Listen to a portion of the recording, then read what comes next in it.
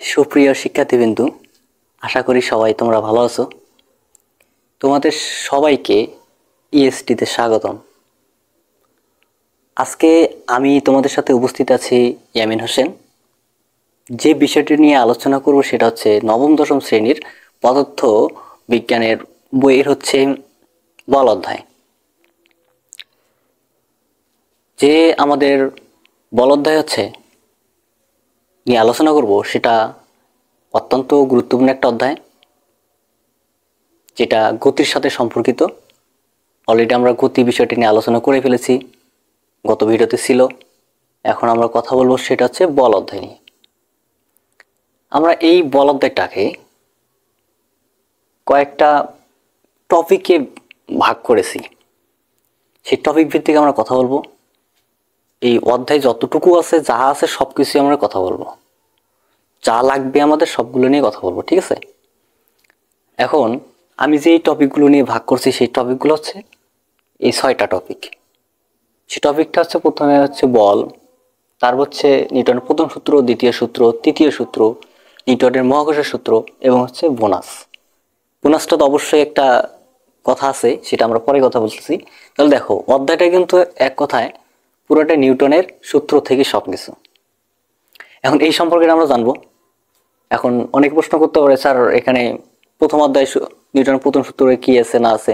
আমরা এই অধ্যায়ে যা আছে সবগুলোই আমরা আলোচনা করব এই টপিক ভিত্তিক। তাহলে এখন আমরা কথা বলতে পারি, শুরু করে দিই ভিডিওটা।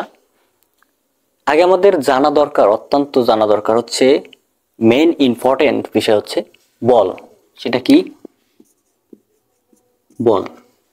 আমরা এই বল সম্পর্কে যদি না জানি তাহলে কিন্তু আমাদের অধ্যায়টার সম্পর্কে আমরা কিছুই জানতে পারবো না। এই জন্য আগে আমাদের জানতে হবে কি বল কাকে বলে। আমি সংজ্ঞাটা এখন লিখবো না, এখন বলতেছি, একটু মনোযোগ সহকারে দেখো, শুনো। সেটা হচ্ছে যদি কোনো কিছুর উপর কোনো কিছু প্রয়োগ না করা হয়, ঠিক আছে? কোনো কিছুর উপর প্রয়োগ না করলে স্থির বস্তু স্থির থাকবে, গতিশীল বস্তু গতিশীল থাকবে।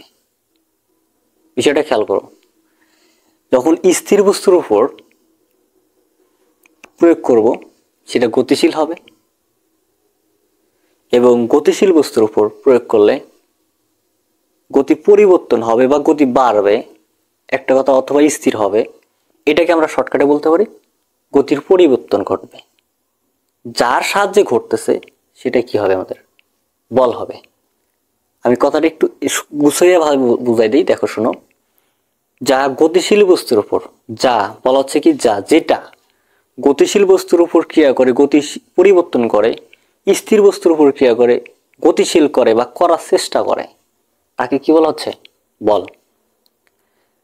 এইখানে বল হচ্ছে বিষয়টা আমরা জানতে পারলাম। বল, তুমি স্থির বস্তুর উপর প্রয়োগ করবা, ফোর্স প্রয়োগ করবা, সেটা গতিশীল হবে নিশ্চিত। আর গতিশীল বস্তুকে বল প্রয়োগ করার কারণে সেটা কি হবে? গতিশীল হতে পারে অথবা সেটা স্থিরও হতে পারে। যেমন ফুটবল খেলাটা যখন জোরে কেউ কিক মারায়, তখন সেটা কি পায়ে আবার রিসিভ করার জন্য সেটা কি আলাদাভাবে বল প্রয়োগ করতে হয়। আর যদি সেটা অ্যাঙ্গেল ভাবে বল করে আবার আরেক দিকে বল প্রয়োগ করে, সে আরেক দিকে যাবে। আর যদি সে রিসিভ করার জন্য আলাদা একটা বল প্রয়োগ করে, সেটা স্থির হয়ে যাবে। ক্রিকেটের ক্ষেত্রে সেটাই, কেউ বল ঢালাচ্ছে এখানে 6 মারার জন্য, সে বলটা ঘুরিয়ে দিল বা একটু দিক পরিবর্তন করে দিল, সেটা বল আরো দ্বিগুণ গতিতে ছুটে যায়। এই হচ্ছে তোমার যেটা প্রয়োগ করতেছো, যার সাহায্যে ঘটনা ঘটতেছে, এই ঘটনাগুলা, সেটা হচ্ছে বল। বল হচ্ছে আমাদের ভেক্টর রাশি। কি রাশি? ভেক্টর রাশি। তাহলে আমরা দেখি বল ভেক্টর রাশি। দ্বিতীয় কথা হচ্ছে একে কি দ্বারা প্রকাশ করা হবে? একে হচ্ছে ফোর্স। বল, বল মানে ফোর্স, তাহলে একে এফ দ্বারা প্রকাশ করা হবে।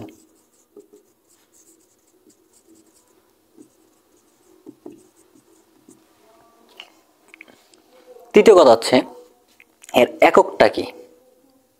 এর একক হচ্ছে আমাদের, এই যে বলতেছে নিউটন, নিউটন এত কিছু করলো, তার নাম অনুসারে দেওয়া যায় না? হ্যাঁ, তার নাম অনুসারে। তাহলে এর এককটা হচ্ছে কি? আমাদের নিউটন। যাকে আমরা এন দ্বারা প্রকাশ করব, ঠিক আছে, নিউটন।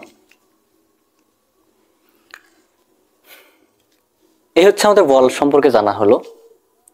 এখন আমরা কথা বলবো, মানে এই কয়টাতে দেখো বল কথা বললাম, বল হচ্ছে যা স্থির বস্তুর উপর ক্রিয়া করে, গতিশীল করে, গতিশীল বস্তুর উপর ক্রিয়ার গতি পরিবর্তন করে বা করার চেষ্টা করে, তাকে কি বলা হয়? বল। বল হচ্ছে আমাদের ভেক্টর রাশি, রাশিটা জানতে হবে আমাদের, এবং একে এফ দ্বারা প্রকাশ করা হচ্ছে, আর হচ্ছে কি এর একক হচ্ছে নিউটন। তাহলে এখন আমরা কথা বলবো হচ্ছে নিউটনের, আমাদের যেহেতু প্রথমটা হয়ে গেল, এখন কথা বলবো নিউটনের প্রথম সূত্র। কি? নিউটনের প্রথম সূত্র। এখন হবে আমাদের মূল আলোচনা। বল সম্পর্কে জানলাম, এখন ধারাবাহিকভাবে আমরা আস্তে আস্তে সবগুলো জানতে পারবো। তো প্রথম হচ্ছে নিউটনের প্রথম সূত্র। নিউটন প্রথম সূত্র কি আবিষ্কার করলো, কি বললো, সেটা আমাদের জানা দরকার আছে না? হ্যাঁ, নিউটনের প্রথম সূত্রে কি বলছে একটু মনোযোগ সহকারে বোঝার চেষ্টা করবা, হয়ে যাবে, ঠিক আছে। এখন সেটা হচ্ছে বল প্রয়োগ না করলে, দেখো এর আগে কি ছিল, বল প্রয়োগ করছিলা তুমি, যেটা প্রয়োগ করার কারণে স্থির বস্তু গতিশীল হয়েছে, গতিশীল বস্তু পরিবর্তন হয়েছে। এখন এটা উল্টাটা, বল প্রয়োগ না করলে, মানে ওই যে প্রয়োগটা না করলে স্থিরটা স্থির থাকবে, গতিশীল বস্তু সুষম গতিতে চলতে থাকবে। যা ক্রিয়া করলে ঘটনা আগেরটায় বল, বিষয়টা বল, ঠিক বলছে। যা স্থির বস্তুর উপর যদি দেখো বল প্রয়োগের ফলে, যদি বল না যদি প্রয়োগ করো, তুমি যদি বল প্রয়োগ না করো, স্থির বস্তুর স্থির থাকবে, গতিশীল বস্তু সুষম গতিতে চিরকাল চলতে থাকবে। এইকে বলা হবে নিউটনের প্রথম সূত্র। বল প্রয়োগ না করলে স্থির বস্তু স্থির, যেটা আছে দ্বারা আছে সেটা স্থির থাকবে, গতিশীল বস্তু যেইভাবে আছে সেটা সেইভাবেই চলতে থাকবে। আর একে বলা হচ্ছে নিউটনের প্রথম সূত্র। এখন এই নিউটনের প্রথম সূত্র থেকে আমরা দুইটা জিনিস পাই। কয়টা জিনিস পাই? দুটা জিনিস। বলছে নিউটন বল প্রয়োগ না করলে স্থির বস্তু স্থির থাকবে, তার মানে বল তোমাকে প্রয়োগ করতে হবে, বলের ধারণা দিয়েছে, এখানে বল থাকবে। এক নম্বর অপশন হচ্ছে বলের ধারণা, দেন তারপর হচ্ছে স্থির বস্তু স্থির এবং গতিশীল বস্তু গতিশীল থাকা অবস্থা, গতিশীল বস্তু গতিশীল থাকবে, এই হচ্ছে কথা। তাহলে যদি বলের বিষয়ে কথা বলছে, প্রথমটা স্থির বস্তু স্থির থাকা, গতিশীল বস্তু গতিশীল থাকা অবস্থাকে বলা হয় জড়তা। তাহলে এই নিউটনের প্রথম সূত্র থেকে আমরা জানতে পারি দুইটা অপশন, সেটা হচ্ছে এক নম্বর হচ্ছে জড়তা,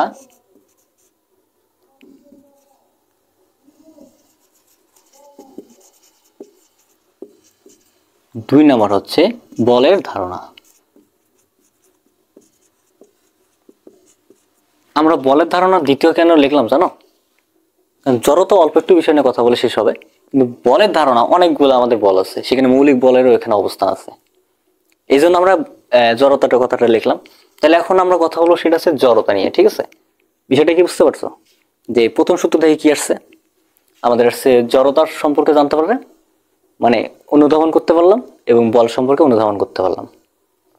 তাহলে এখন আমরা যদি কথা বলি জড়তা নিয়ে, জড়তা সেটা কি আবার? জড়তা হচ্ছে যে স্থির বস্তু স্থির, গতিশীল বস্তু গতিশীল থাকার ইচ্ছা, আকাঙ্ক্ষা, তাকে বলা হয় জড়তা, ঠিক আছে। তো এটা কখন ঘটবে? যদি তুমি বল প্রয়োগ না করো। তাহলে আমরা সংজ্ঞাটা বলতে পারবো কখন, যে বল প্রয়োগ না করলে স্থির বস্তু স্থির, গতিশীল বস্তু গতিশীল চিরকাল এই অবস্থায় থাকার ইচ্ছা বা প্রবণতাকেই জড়তা বলে। বুঝতে পারছি? হ্যাঁ, অবশ্যই বুঝতে পারছি। সেটা হচ্ছে যে বল প্রয়োগ না করলে স্থির বস্তু স্থির, গতিশীল বস্তু সুষম গতিতে চলতে থাকার ইচ্ছা বা প্রবণতাকে বলা হয় জড়তা। জড়তা সম্পর্কে আমরা একটু বুঝতে পারছি। জড়তা দুই ধরনের হয়ে থাকে। কয় ধরনের? কয় ধরনের হবে? দুই ধরনের। এক নম্বর হচ্ছে জড়তা হচ্ছে এক নম্বর, যদি আমরা কথা বলি সেটা হচ্ছে স্থির জড়তা। সেটা কি? স্থির জড়তা। আর দুই নম্বরটা কি হবে বলতো? গতি জড়তা, ঠিক আছে। তাহলে স্থির জড়তা একটা হচ্ছে স্থির জড়তা, আর একটা হচ্ছে কি গতি জড়তা। তাহলে স্থির জড়তা কাকে বলতেছে? বিষয়টা খেয়াল করো। আমরা বললাম যে বস্তুটা বল প্রয়োগ না করলে চিরকাল স্থির থাকার ইচ্ছাকেই স্থির জড়তা বলে। চিরকাল কি থাকবে? সেই স্থির অবস্থা থাকবে। এখন স্থির কোনটা, গতি কাকে বলে, সেটা তো আমরা গত অধ্যায়ে আলোচনা করে আসছি। তাহলে যে স্থির থাকবে সে হচ্ছে স্থির জড়তা, থাকার ইচ্ছাকে বলা স্থির জড়তা। যে গতিশীল অবস্থা থাকার, গতিশীল থাকা অবস্থায় থাকার চিন্তা ভাবনা করবে বা ইচ্ছা পোষণ করবে, সেটা হচ্ছে গতি জড়তা। বুঝতে পারছি? এটা হচ্ছে মেইন বিষয়। এখন তুমি যদি বলা হয় জড়তার একটা মেইন টপিক আছে, জড়তা নির্ভর করে কিসের উপর জানো? ভরের উপর। জড়তা হচ্ছে নাকি ভর হচ্ছে জড়তার পরিমাপ। সেটা কি? পরিমাপ। ভর যত বেশি হবে জড়তা তার তত বেশি হবে। এতটুকু মাথায় রাখবা। এটা হচ্ছে নোট দিলাম, ভর জড়তার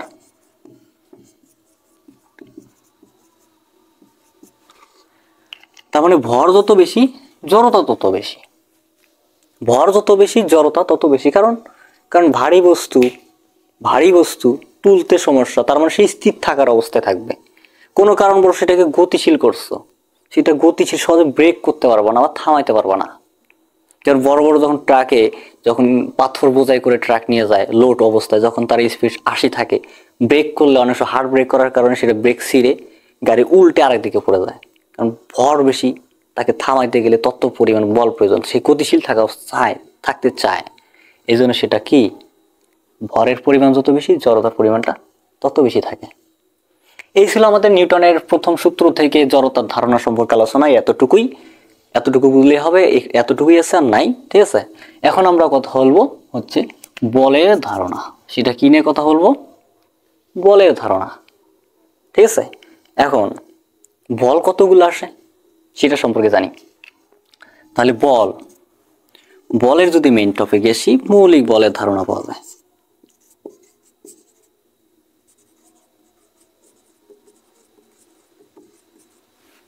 দুই নম্বরে আসি, সেটা কি পাবা? মৌলিক বলের ধারণা পাওয়া যাচ্ছে।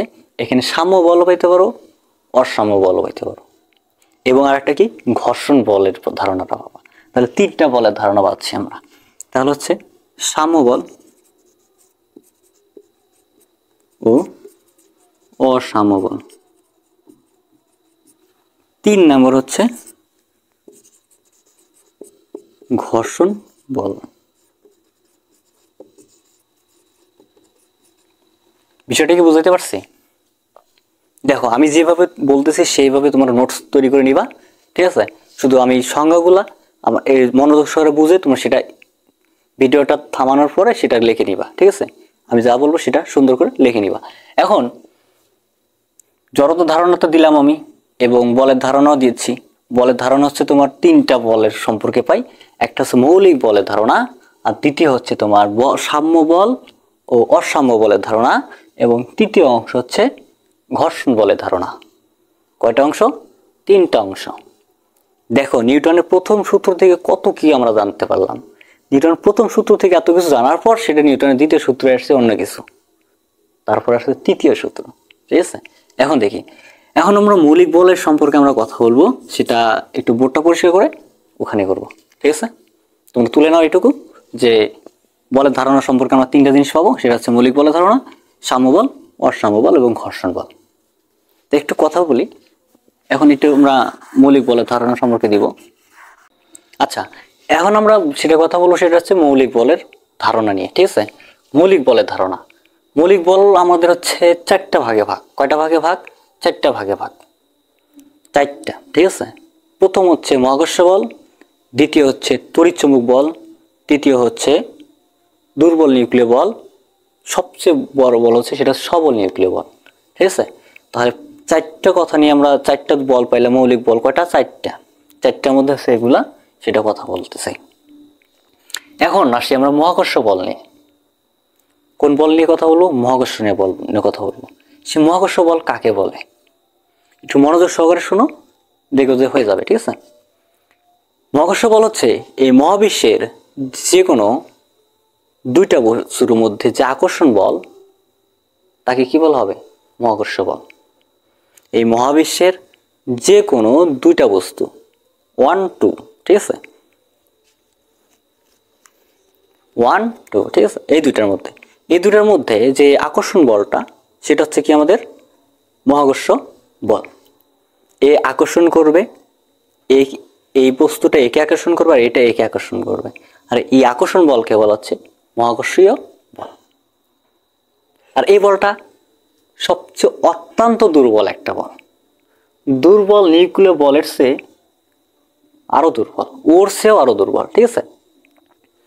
তারপরে এখন কথা বলবো হচ্ছে তড়িৎচুম্বকীয় বল। বুঝতে পারছো তো? মহাকর্ষীয় বল তো বুঝতে পারছো? হ্যাঁ। তড়িৎচুম্বকীয় বল, তড়িৎচুম্বকীয় বল কাকে বলে? দুটি আহিত বস্তুর মধ্যে, ধরো এটা ধনাত্মক চার্জে চার্জিত, এটা ঋণাত্মক চার্জে চার্জিত,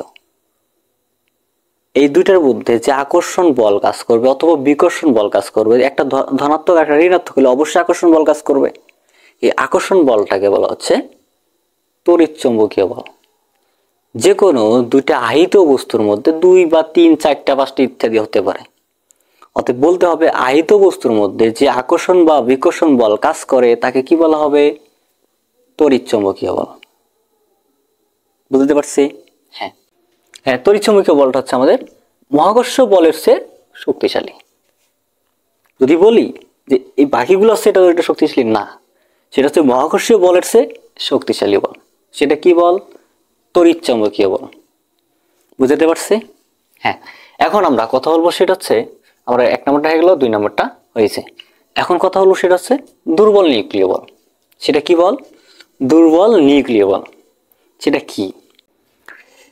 দুর্বল নিউক্লিয় বল হচ্ছে স্বল্প পাল্লার এবং স্বল্প মানের কোনো নিউক্লিয়াসের ভিতরের মৌলিক কণাগুলোর মধ্যে ক্রিয়া করে, মৌলিক কণাগুলোর মধ্যে ক্রিয়া করে, তাকে কি বলা হবে? দুর্বল নিউক্লিয় বল। বিষয়টা খেয়াল করো, স্বল্প পাল্লা স্বল্প মানের নিউক্লিয়াসের ভিতরে তাদের মৌলিক কণার মধ্যে যে বল ক্রিয়া করবে তাকে বলা হবে দুর্বল নিউক্লিয় বল। স্বল্প মানে অনেক ছোট জায়গা নিয়ে নিউক্লিয়াসের ভিতরে অনেক ছোট একটা জায়গা নিয়ে তার ভিতরে কি করবে? মৌলিক কণাগুলো কি কি? সেটা হচ্ছে নিউট্রন, প্রোটন, আরো অনেক অনেক ক্ষুদ্র ক্ষুদ্র কণা আছে, সেগুলো আমরা মৌলিক কণা হিসেবে ধরে থাকি। তার ভিতরে যে আকর্ষণ বলগুলো কাজ করবে সেটাকে কি বলা হবে? বলো তো, সেটাকে কি বলবে? দুর্বল নিউক্লিয় বল। আচ্ছা ঠিক আছে, এখন কথা বলবো আমার হচ্ছে এই দুর্বল নিউক্লিয় বলের কিছু বৈশিষ্ট্য আছে। হ্যাঁ, এই বলগুলা কি কি কাজ করে, কি কি ঘটনাগুলো ঘটায় সেটা জানতে হবে। এখন এই বলগুলা কি করে জানো? সেই কাজ করে হচ্ছে একটা তেজস্ক্রিয় ভাঙ্গন সৃষ্টি করে দেয়। তেজস্ক্রিয় ভাঙ্গন সৃষ্টি করে কেন? কারণ আকর্ষণ ক্ষমতা কম, ধরে রাখার ক্ষমতাটা কম, এই জন্য সে কি করে? দ্রুত ভেঙে যায়। কে ভাঙে? তেজস্ক্রিয় ভাঙ্গন ধরে। সেটা কিসের মাধ্যমে? কারণ সে ধরে রাখতে পারে না, ছোটাছুটি করে। তার মানে ছোটাছুটি করাটাকে বলা অস্থিতিশীল তৈরি করবে। এখন আমি এই কথাগুলো একটু নোটস আকারে তুলে নেবো, তুমি একটু লিখে নিবা, ঠিক আছে?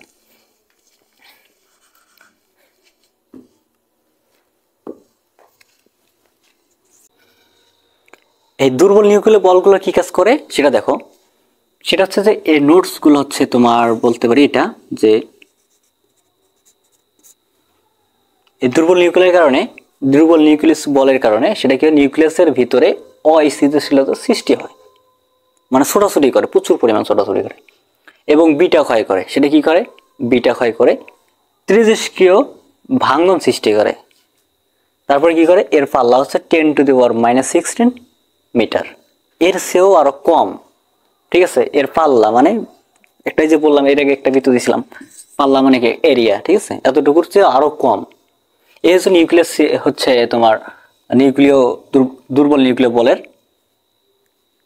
বৈশিষ্ট্য। এগুলা এই নোটস এগুলো জানতে হবে। সে কি কি কাজ করে একটা নিউক্লিয়াসের ভিতরে, সে কি কি কাজ করে, এই কাজগুলো সে করে থাকে। আর এই জন্য সে কি দুর্বল নিউক্লিয় বল। যেহেতু সে তেজস্ক্রিয় ভাঙ্গন সৃষ্টি করে, অস্থিতিশীলতার আকর্ষণ ক্ষমতা কম, এই জন্য সে কি করে? কম্পন সৃষ্টি করে। তাদের ভিতরে কি করে? কম্পন সৃষ্টি করে এবং ছোটাছুটিটা বেড়ে যায়। এই জন্য সেটা কি করে? অস্থিতি মানে দৌড়াদৌড়ি শুরু করে দেয়। এই জন্য সেটা অস্থিতিশীল সৃষ্টি হয়। এখন কথা বলবো সেটা হচ্ছে সবল নিউক্লিয় বল। সেটা কি বল? সবল নিউক্লিয় বল। দুর্বল নিউক্লিয় বল হয়ে গেল। এখন কথা বলবো সবল নিউক্লিয় বল। সবল নিউক্লিয় বল কি? এর আগেরটা বললাম দুর্বল নিউক্লিয় বলের ক্ষেত্রে যে স্বল্প পাল্লার, ঠিক এটার ওই কথা বলবো। স্বল্প পাল্লার স্বল্প মানের নিউক্লিয়াসের ভিতরে একটু খেলে আলাদা এটা। সেটা হচ্ছে নিউট্রন এবং প্রোটনের মধ্যে যে আকর্ষণ বল, এর আগে ছিল মৌলিক কণাগুলোর মধ্যে ছিল। আর এখন কি প্রোটন এবং নিউট্রনের মধ্যে যে আকর্ষণ বল কাজ করে বা যে বল কাজ করে তাকে কি বলা হবে? সবল নিউক্লিয় বল। বিষয়টা বুঝতে পারছি? হ্যাঁ, এখন হচ্ছে নিউক্লিয়াসের ভিতরে বা স্বল্প পাল্লার স্বল্প মানের নিউক্লিয়াসের ভিতরে কি করবে? প্রোটন এবং নিউট্রনের মধ্যে যে বল কাজ করবে তাকে বলা হবে সবল নিউক্লিয় বল। আর এই বলগুলা কি কি কাজ করে? এই বলগুলা কি করে? এই সবল নিউক্লিয় বলটা স্থায়িত্বের জন্য দায়ী। সে কি একটাকে নিজের তেজস্ক্রিয় ভাঙন সৃষ্টি হতে দেয় না। সে আকর্ষণ ক্ষমতার ব্যক্তি। সে কি করে? সে ক্ষমতাটাকে ধরে রাখে। এই জন্য কি করে না? সে ভাঙন সৃষ্টি হতে দেয় না এবং সে আকর্ষণ ধর্মী ব্যক্তি। এটার এখন আমরা একটু নোটসগুলো লিখবো, দেখে আসি। এখন আমরা কথা বলতে চাচ্ছি সবল নিউক্লিয় বলের কাজগুলো, এর বৈশিষ্ট্যগুলো কি কি? সেটা হচ্ছে 1 নাম্বার আকর্ষণীয় ধর্মী, তার হচ্ছে যে স্থায়িত্বের জন্য দায়ী এবং এর পাল্লা হচ্ছে 10⁻⁻15 মিটার, যা একটা নিউক্লিয়াস ব্যাসার্ধের সমান। চতুর্থ হচ্ছে এই বল সবচেয়ে বেশি শক্তিশালী, ঠিক আছে? তাহলে এই হচ্ছে আমার সবল নিউক্লিয় বলের বৈশিষ্ট্যগুলা। তাহলে বিষয়টা বুঝতে পারছো যে দুর্বল নিউক্লিয় বল আর সবল নিউক্লিয় বল। দুর্বল নিউক্লিয় বল এবং সবল নিউক্লিয় বল একটু পার্থক্য। সেটা হচ্ছে দুর্বল নিউক্লিয় বলতে মৌলিক কণার মধ্যে যে আকর্ষণ বা বল কাজ করতো সেটা হচ্ছে দুর্বল, এবং ওই নিউক্লিয়াসের ভিতরে শুধু প্রোটন এবং নিউট্রন যে কাজ করবে সেটা হচ্ছে বল কাজ করবে, সেটা হচ্ছে সবল। এতটুকুই তোমরা একটু ভালো করে বুঝবা, ঠিক আছে? এখন আমরা কথা বলবো দ্বিতীয়, সেই যেটা বলছিলাম বলের ধারণা থেকে, মৌলিক বলের ধারণা পড়ে ছিল সাম্য বল এবং হচ্ছে অসাম্য বল। সেটা নিয়ে আমরা এখন কথা বলবো। এখন কি বলবো? সাম্য এবং হচ্ছে অসাম্য বল নিয়ে কথা বলবো। তাহলে সাম্য বলটা কি আর অসাম্য বলটা কি, বিষয়টা খেয়াল করো। সাম্য বল বিষয়টা কথা হচ্ছে যে কথা বলতেছি আমরা সাম্য বল নিয়ে, যে এক বা একাধিক কোন একটা বস্তুর উপরে এক বা একাধিক বল প্রয়োগ করার কারণে বস্তুটির যদি অবস্থানের পরিবর্তন না ঘটে তাহলে সেটাকে বলা হবে কি? সাম্য বল। তুমি 2 পাশ থেকে 3 পাশ থেকে 4 পাশে যেদিক মন চায় সেদিক থেকে তুমি বল প্রয়োগ করার কারণে সেটা কি হবে? বস্তুটি যেখানে আছে সেখানে যদি থাকে তাহলে সেটা কি হবে? সাম্য বল। 2 নম্বর হচ্ছে যে অসাম্য বল। এক বা একাধিক বলের প্রয়োগের ফলে যদি বস্তুটির অবস্থানের পরিবর্তন ঘটে তাকে কি বলা হবে? অসাম্য বল। এটা অন্যভাবে বলা যেতে পারে, যা সাম্য বলটা অন্যভাবে বলা যেতে পারে। সেটা হচ্ছে যে লব্ধি বল যদি থাকে, লব্ধি বল। দেখো সাম্য বলের কথা ওইভাবে বলি যে এক বা একাধিক বল প্রয়োগের ফলে যদি লব্ধি বল শূন্য হয়, লব্ধি বল বলতে ধরো একটা বল প্রয়োগ করছো, একটা বল রিটার্ন পাচ্ছ, নিউটনের তৃতীয় সূত্র সেটা কথা বলতেছি, তাহলে কি পাবা? প্রত্যেক ক্রিয়ারে পাবা একটা 2 পাশে 2টা বল প্রয়োগ করতেছে। ধরো এই একটা বস্তুকে এদিকে বল প্রয়োগ করতেছে, একটা বল এদিকে প্রয়োগ করতেছে। তাহলে এই বস্তুটা কোন দিকে যাবে? এই বলটা ছিল F1, এই বলটা ছিল F2 বল প্রয়োগ করছে। করার কারণে এই F1 মাইনাস হচ্ছে F2 বিয়োগ করে কত হইলাম? 0 হইলাম। যদি 0 পাই তাহলে সেটা সাম্য বল। লব্ধি বল তাকে বলা হয় লব্ধি বল, বিয়োগ করা বলটাকে বলা হবে, ঠিক আছে? আর যদি লব্ধি বল কোন একটা মান পাওয়া যায়, ধরলাম কোন একটা মান পেলাম আমরা, হচ্ছে এটা থাক যে F1 মাইনাস হচ্ছে F2 ইকুয়াল পেলাম x, তাহলে এটা পাবো হচ্ছে আমরা অসাম্য বল। সেটা কি বল? অসাম্য বল। আগের সংজ্ঞাটা যেমন ছিল ওইটা আরো বেশি সহজ, তোমরা যেটা ভালো লাগে সেটা করবা, বুঝবা। সেটা হচ্ছে যে বল প্রয়োগ, এক বা একাধিক বল প্রয়োগের ফলে যদি লব্ধি বল 0 হয় তাহলে সেটা সাম্য বল, আর যদি লব্ধি বল থাকে তাহলে সেটা হবে কি? অসাম্য বল, ঠিক আছে? এই হচ্ছে সাম্য বল এবং অসাম্য বল নিয়ে কথা। ঘর্ষণ বল সম্পর্কে কথা বলবো। ঘর্ষণ বল সেটা কি? বাধাজনিত বলকে বলা হচ্ছে কি? ঘর্ষণ বল। বাহুজনিত বলকে ঘর্ষণ বল বলে। এই ঘর্ষণ বল চারটা, সেটা হচ্ছে স্থিতি ঘর্ষণ, 2 নম্বর হচ্ছে গতি ঘর্ষণ বা পিছলানো ঘর্ষণ, তৃতীয় ঘর্ষণ বল হচ্ছে আবর্ত ঘর্ষণ বা আর একটা হচ্ছে প্রবাহী ঘর্ষণ। এই 4টা ঘর্ষণ বল, ঠিক আছে। এখন প্রথম যে এটা আছে স্থিতি ঘর্ষণ, সেটা কি সেটাকে আমরা বুঝি। সেটা হচ্ছে যে স্থির থাকা অবস্থায় যে কোনো 2টা বস্তুর তলের মধ্যে যে ঘর্ষণ বল সৃষ্টি হয় তাকে বলা হবে স্থিতি ঘর্ষণ।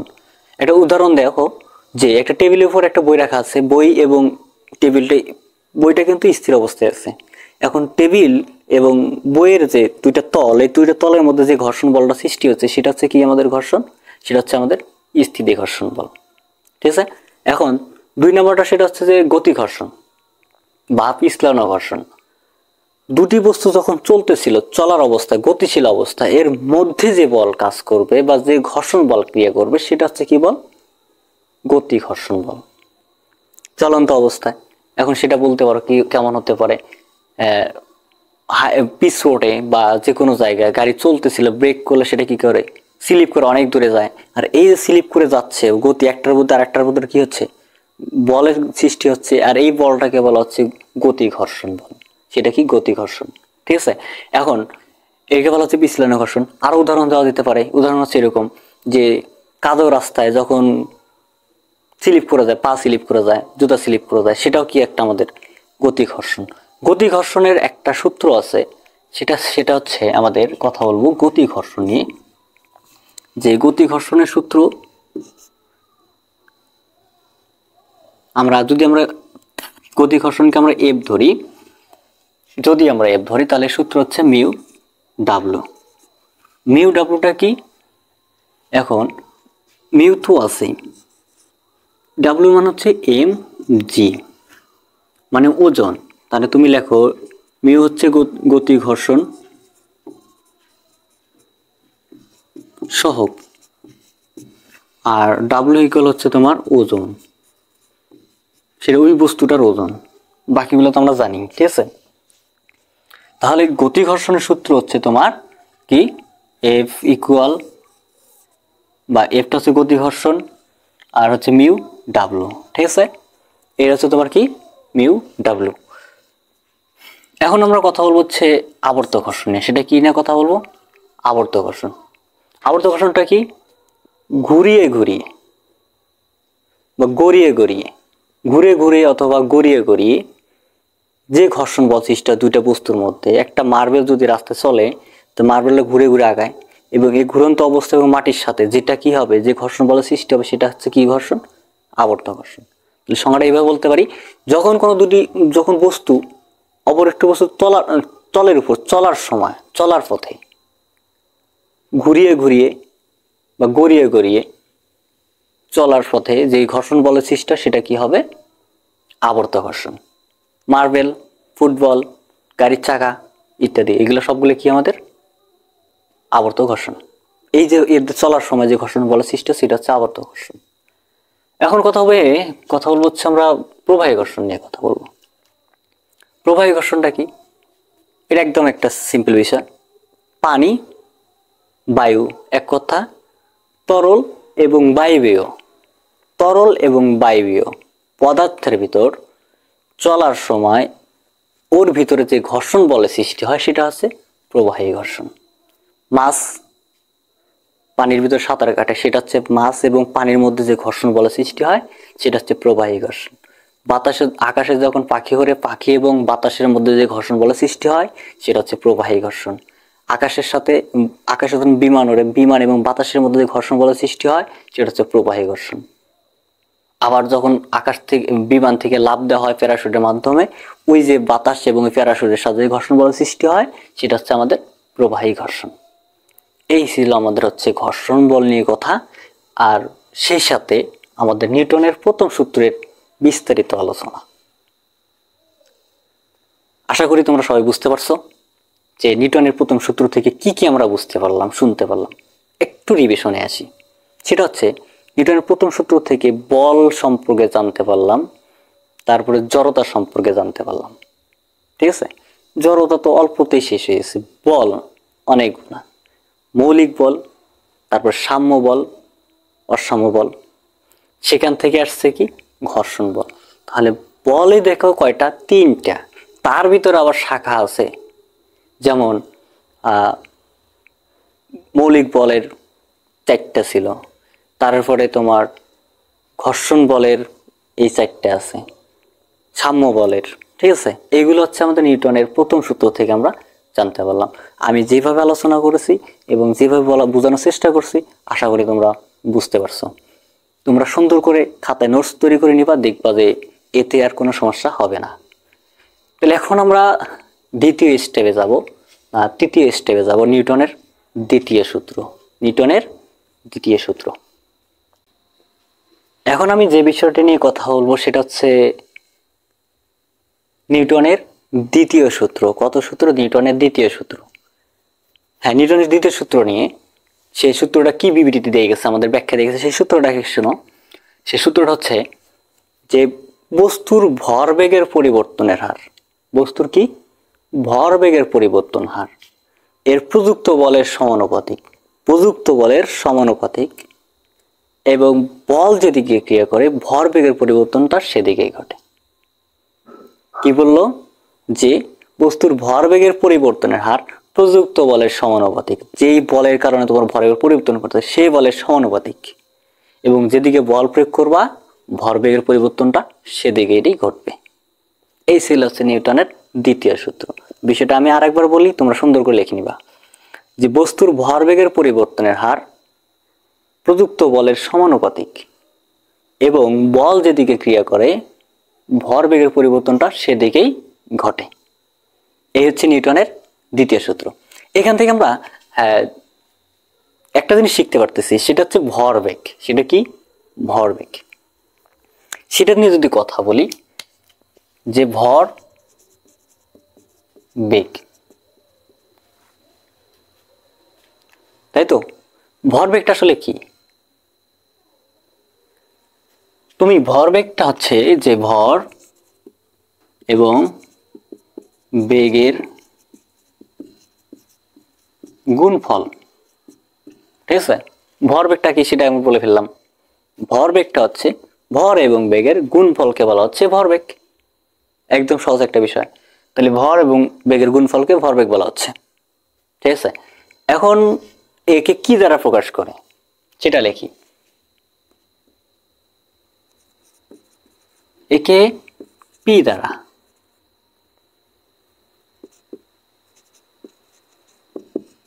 প্রকাশ করে।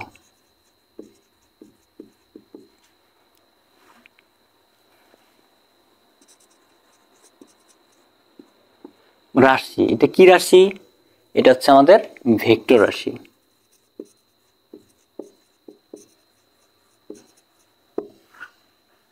একক কেজি মিটার পার সেকেন্ড। মাত্রা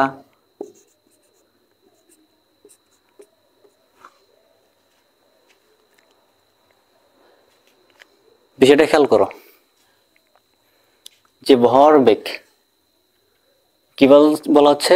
নিউটনের প্রথম সূত্র তো আমরা বুঝতে পারছি, তাই তো? হ্যাঁ, নিউটনের প্রথম সূত্র থেকে বিষয়টা ভরবেগ, নিউটনের প্রথম সূত্র থেকে ভরবেগ আসছে না, দ্বিতীয় সূত্র থেকে ভরবেগ আসছে। প্রথম সূত্রতে আমি কথা বলছি, এখন দ্বিতীয় সূত্র থেকে কথা বলতেছি। যে নিউটনের দ্বিতীয় সূত্র থেকে ভরবেগটা আসছে, বস্তু ভরবেগের পরিবর্তনের হার প্রযুক্ত বলের সমানুপাতিক, বল যেদিকে ক্রিয়া করবো ভরবেগের পরিবর্তন সেদিকে ঘটবে। তাহলে দেখো ভরবেগের পরিবর্তন, মানে ভরবেগটা কি সেটা আগে সম্পর্কে জানবো, দেন তারপরে আমরা পরে স্টেপে যাবো, ঠিক আছে। হ্যাঁ, তাহলে ভরবেগটা হচ্ছে ভর এবং বেগের গুণফলকে বলা হচ্ছে ভরবেগ। তাহলে এর এককটা একে পি দ্বারা প্রকাশ করবে। কি দ্বারা প্রকাশ করবে? পি দ্বারা প্রকাশ করবে। রাশিটা কি? এটা হচ্ছে ভেক্টর রাশি। এটা কি রাশি? এটা একটা ভেক্টর রাশি।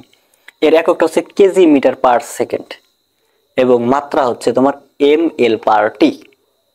এখন এগুলোর আমরা একটা সূত্র খসড়া দেখি, যে সূত্রটা কি হতে পারে। যে ভরবেগ ইকুয়াল হচ্ছে, আমি সংজ্ঞাটা আছে গুণফল, তাহলে ভর ইন্টু বেগ, ভর এবং বেগ। তাহলে ভরবেগকে আমরা ধরছিলাম পি দ্বারা প্রকাশ করছিলাম, ভরকে আমরা এম দ্বারা প্রকাশ করছি, ভি কে আমরা ভি দ্বারা প্রকাশ করছি। তাহলে পি ইকুয়াল লেখা যায় এমভি, পি কেও লেখা যায় এমভি। তো এটা হচ্ছে ভরবেগের সূত্র, ঠিক আছে। এটা কিসের সূত্র? আমাদের ভরবেগের সূত্র। এখন যদি আমরা একক বের করতে চাই, তুমি দেখো একটা জিনিস দেখো, যে ভর গুণন হচ্ছে বেগ। ভরের একক কি ছিল? ভরের একক ছিল কেজি, বেগের একক ছিল মিটার পার সেকেন্ড। তাহলে সেটাকে এক জায়গায় করলে হচ্ছে কেজি মিটার পার সেকেন্ড। তাহলে একক পাই গেলাম এটা। যদি বলে মাত্রা আসো, তাহলে এটার মাত্রা কি? এম এর মাত্রা, ভরের মাত্রা হচ্ছে এম, বেগের মাত্রা কি ছিল? এল পার টি। এক জায়গায় করলে পাবো হচ্ছে এম এল পার টি। এটা বিষয়টা তো বুঝাইতে পারছি। হ্যাঁ, এইটুকুই। তোমরা সুন্দর করে এখান সিরিয়াল লিখে নিবা, ঠিক আছে। এগুলো হচ্ছে একক, এটা হচ্ছে মাত্রা। সেটা কিভাবে আসছে সেটা আমরা দিয়ে দিলাম। আর বেগের বিষয়টা তো আমরা গত অধ্যায়ে আমরা আলোচনা করছি, গতিতে আলোচনা করছি। তাহলে সেটা হচ্ছে নিউটনের দ্বিতীয় সূত্র থেকে ভরবেগ সম্পর্কে জানতে পারলাম। এখন কথা হচ্ছে যে বস্তুর ভরবেগের পরিবর্তনের হার। কথাটা দেখো, ভরবেগের পরিবর্তনের হার, হার মানে সেটা সময়ের সাথে সাথে ডিপেন্ড করবে। হার যখন কথা উল্লেখ থাকবে সেটা সময়ের সাথে ডিপেন্ড করবে। তাহলে ভরবেগের পরিবর্তনের হার প্রযুক্ত বলের সমানুপাতিক। এখান থেকে আমরা সূত্র আমরা ক্যালকুলেশন করব, সেটা আসি একটু পর। এগুলো লেখা শেষ হলে আসতেছি। এখন আমরা যেহেতু কথা বলতেছি ভরবেগের পরিবর্তনের হার, সেটা আমরা কথা বলি। দেখো, এগুলো মুছে দিলাম। কোন একটা বস্তুর বিষয়টা দেখো, কোন একটা বস্তুর আমরা শিখবো একবার প্র্যাকটিক্যালি, যে কোন একটা বস্তু কি নির্দিষ্ট একটা স্থানে আছে। এই বস্তুটার ভর হচ্ছে এম। এখন স্থির অবস্থায় বা আদিবেগে অবস্থান করতেছে, ইউ বেগে সে অবস্থান করতেছে। তুমি একটা বল প্রয়োগ করছো, এফ বল, সেটা কিছু দূরে যাবে, সেটা কিছু দূরে চলে আসছে, এখানে m2 এম বস্তুতে চলে আসছে। তা এখানে এসে সে বেগ কি প্রাপ্ত হইল বলতো? এখানে ভি বেগে প্রাপ্ত হয়েছে, ভি বেগে প্রাপ্ত হইল। তাহলে এইখান থেকে তুমি কতক্ষণ সময় যাবত তুমি বল প্রয়োগ করছো? টি সময় যাবত। কতটুকু সময় বল প্রয়োগ করছো তুমি? টি সময় বল প্রয়োগ করছো। কি বল প্রয়োগ করছো? এফ বল প্রয়োগ করছো। আদি বেগ থেকে ভি বেগে প্রাপ্ত হয়েছে এম বস্তুর উপরে। তুমি দেখো কি করছো, এম বস্তুটার উপরে আদি বেগ অবস্থায় ছিল ইউ বেগে যে কোনো একটা বস্তুর উপর এফ বল প্রয়োগ করছে, টি সময় যাবত এফ বল প্রয়োগের ফলে তার সে ভি বেগে প্রাপ্ত হয়েছে। তাহলে সেখানে প্রথম অবস্থা তাহলে কি বলতে পারে? ভরবেগটা কি হবে? সেটা হচ্ছে আদি ভরবেগ। কি বলা যেতে পারে? আদি ভরবেগ। আদি ভরবেগকে আমরা ধরলাম আমরা P1, ঠিক আছে, কারণ পিটা ছিল ভরবেগের একক সংকেত। P1 ইকুয়াল হচ্ছে এম, যেহেতু আদি বেগ ছিল ইউ, বেগটা ছিল ইউ, তাহলে এটা টি সময় পর শেষ বেগ, শেষ ভর বেগ। P2 ইকুয়াল পাবো হচ্ছে এমভি, তাই তো? হ্যাঁ, এমভি। এখন এটা পাইলাম। একটা জিনিস খেয়াল করো, তুমি এফ বল প্রয়োগ করার কারণে দেখো ইউ থেকে সেটা ভিতে পরিণত হয়ে গেছে। সেটা কত সেকেন্ড যাবত তুমি বল প্রয়োগ করছিলা? টি সেকেন্ড যাবত। টি সেকেন্ড যাবত তুমি বল প্রয়োগের কারণে সেটা ইউ থেকে ভিতে পরিণত হয়েছে, একই বস্তু। তাহলে ভরবেগের পরিবর্তন কতটুকু হইল? তাহলে ভরবেগের পরিবর্তনটা তুমি বের করো।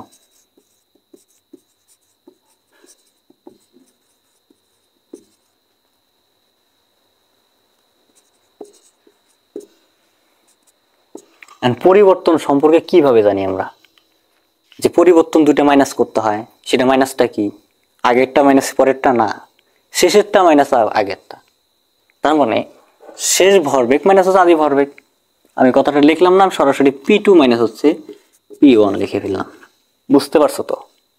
শেষ ভরবেগ মাইনাস হচ্ছে আদি ভরবেগ। এখন এখানে যদি আমরা ক্যালকুলেশন করি যে ভর P2 এর মান কত ছিল? mv মাইনাস হচ্ছে mu। তাহলে তুমি ভরবেগের পরিবর্তন কতটুকু পাইছো? mv মাইনাস হচ্ছে mu। তাহলে যখন কখনো প্রশ্ন যদি করে যে ভরবেগের পরিবর্তন কত, তখন এই সূত্রটা। যে ভরবেগের সূত্র হচ্ছে, ভরবেগের পরিবর্তন সূত্র হচ্ছে এম ভি মাইনাস হচ্ছে এম ইউ। ঠিক আছে? হ্যাঁ, এখন প্রশ্ন আসছে যে বলছিল নিউটনের দ্বিতীয় সূত্রে বলছিল ভরবেগের পরিবর্তনের হার, সময় হার যখন আসবে তখন সময়টা উল্লেখ করতে হবে। পরিবর্তনের হারটা আমরা বের করব।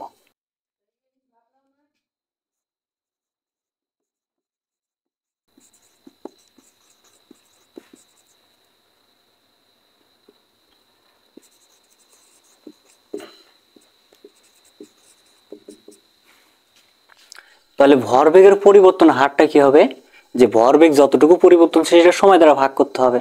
তাহলে ভরবেগ পরিবর্তন ভাগ হচ্ছে সময়। তাহলে ভরবেগের পরিবর্তন দেখো,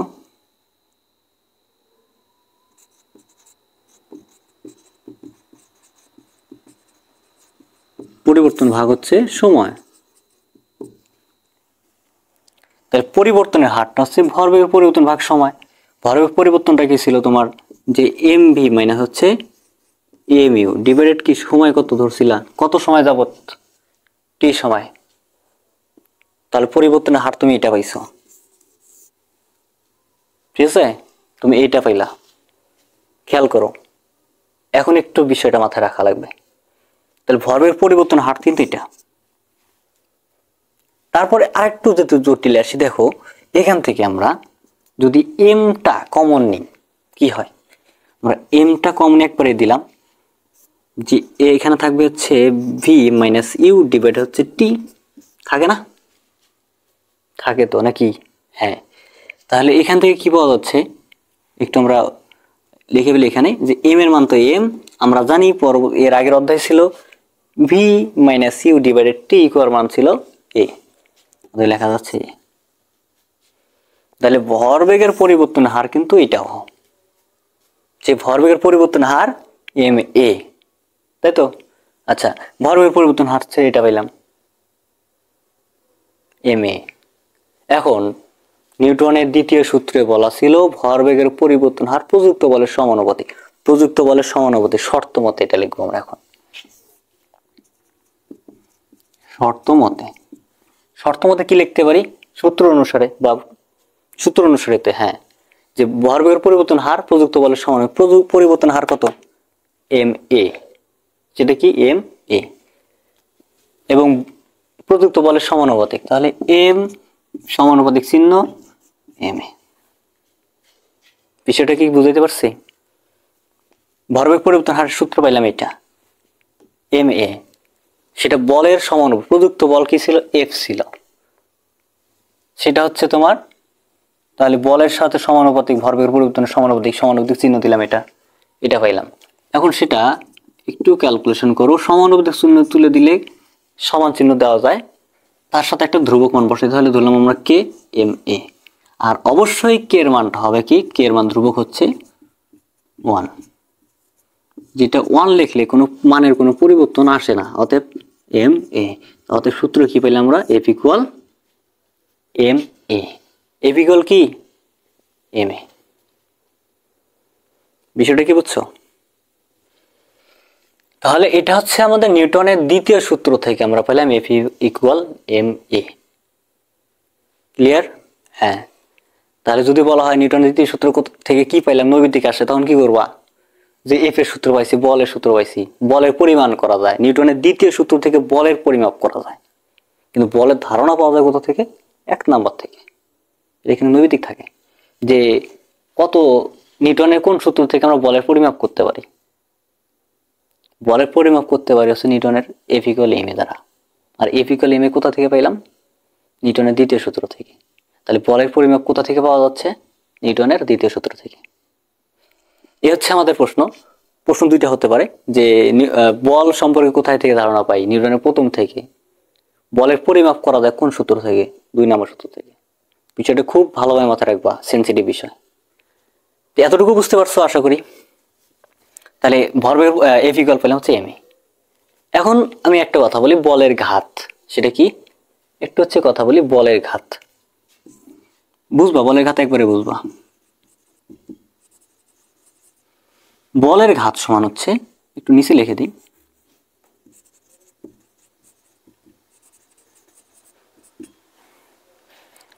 বলের ঘাত কি কাকে বলে জানো?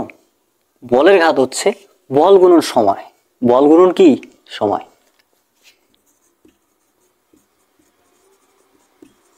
তাকে বলা হবে বলের ঘাত। বল গুণন সময়কে বলা হচ্ছে বলের ঘাত। তাহলে বলের মান ছিল এফ, সময় হচ্ছিল টি। তাহলে এফ এর মান তো জানি আমরা এম এ, তাই তো? টি এর মান তো টি এম, তুমি এর মান জানো হচ্ছে ভি মাইনাস ইউ ডিভাইড হচ্ছে টি, উভয় তো সময় একই, অর্থাৎ টি এই টি কাটা যায়, অর্থাৎ থাকে কত M into V minus U. দেখো তো এটাকে গুণ করলে কি হয়? এম ভি মাইনাস ইউ আসে কি? অবশ্যই আসে। তার মানে কি বলের ঘাত মানে কি? ভরবেগের পরিবর্তন। বলের ঘাতের সূত্র হচ্ছে এফটি, তুমি এটা লিখতে পারো অথবা এটা লিখতে পারো। তাহলে বলের ঘাত সূত্র হচ্ছে এফটি, আবার লেখা যায় এম ভি মাইনাস এম ইউ। আর এম ভি মাইনাস এম ইউটা কি? ভরবেগের পরিবর্তন। এই যে ভরবেগের পরিবর্তন, বুঝতে পারছি?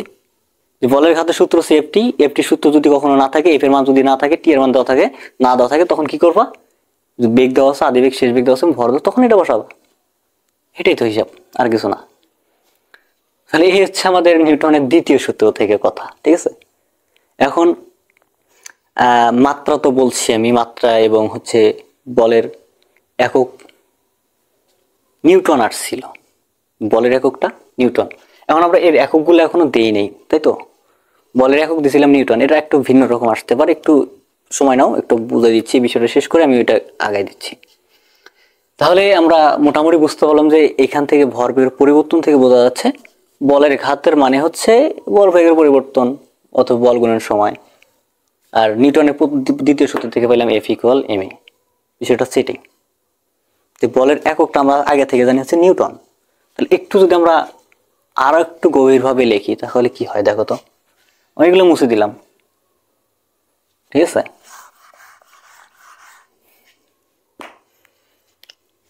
একক হচ্ছে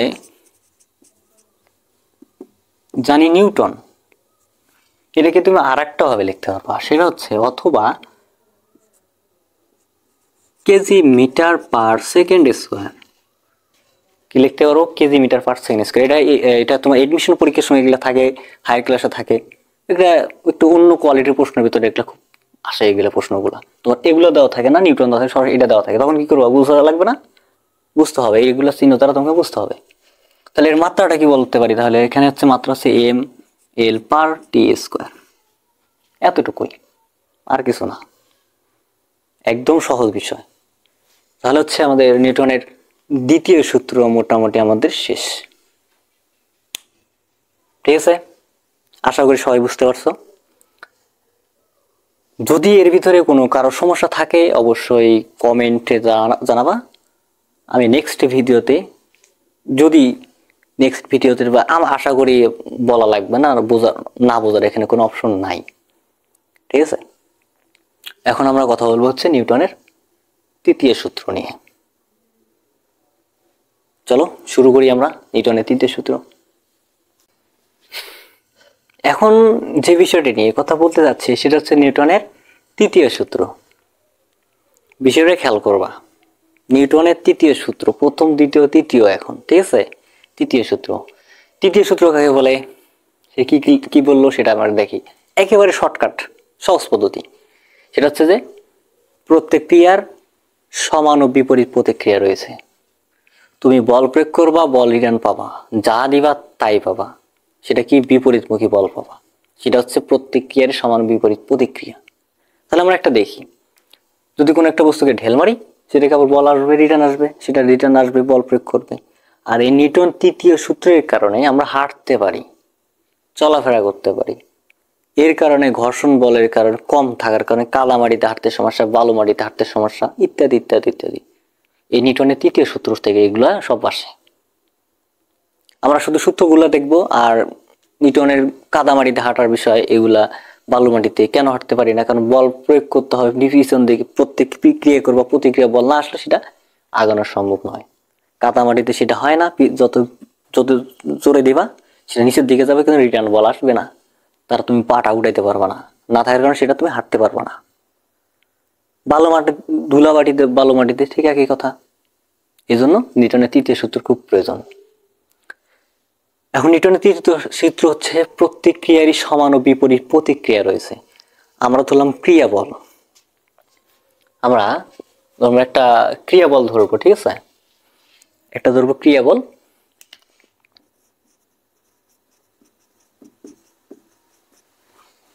ধরলাম হচ্ছে এফ, প্রতিক্রিয়া বল।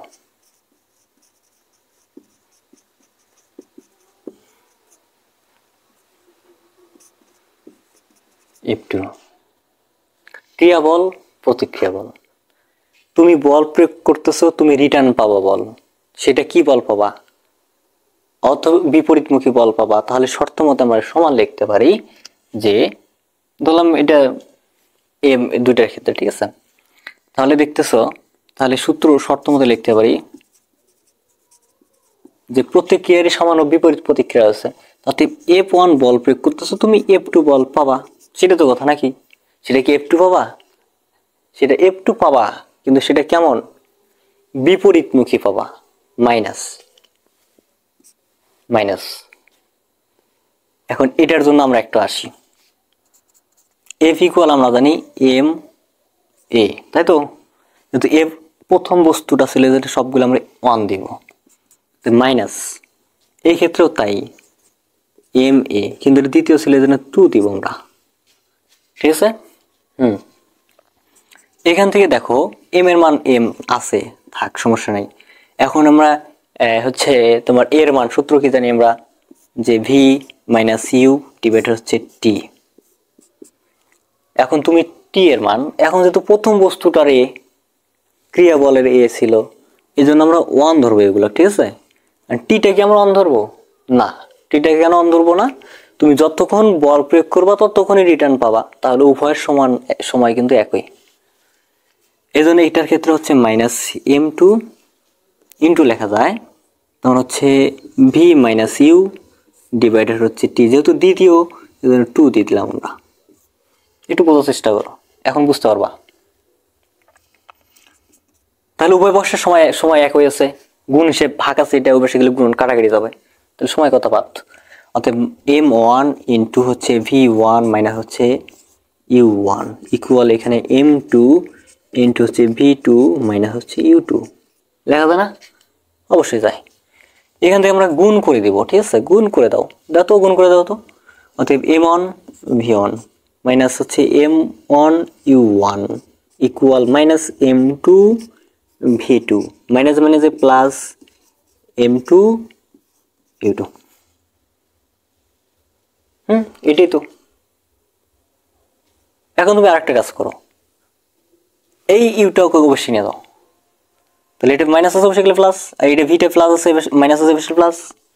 হ্যাঁ, অতএব M1 V1 plus M2 V2 equal এখানে M2 U2, মাইনাসটা প্লাস হয়ে গেল M1 U1, এই মাইনাসটা প্লাস হয়ে গেছে।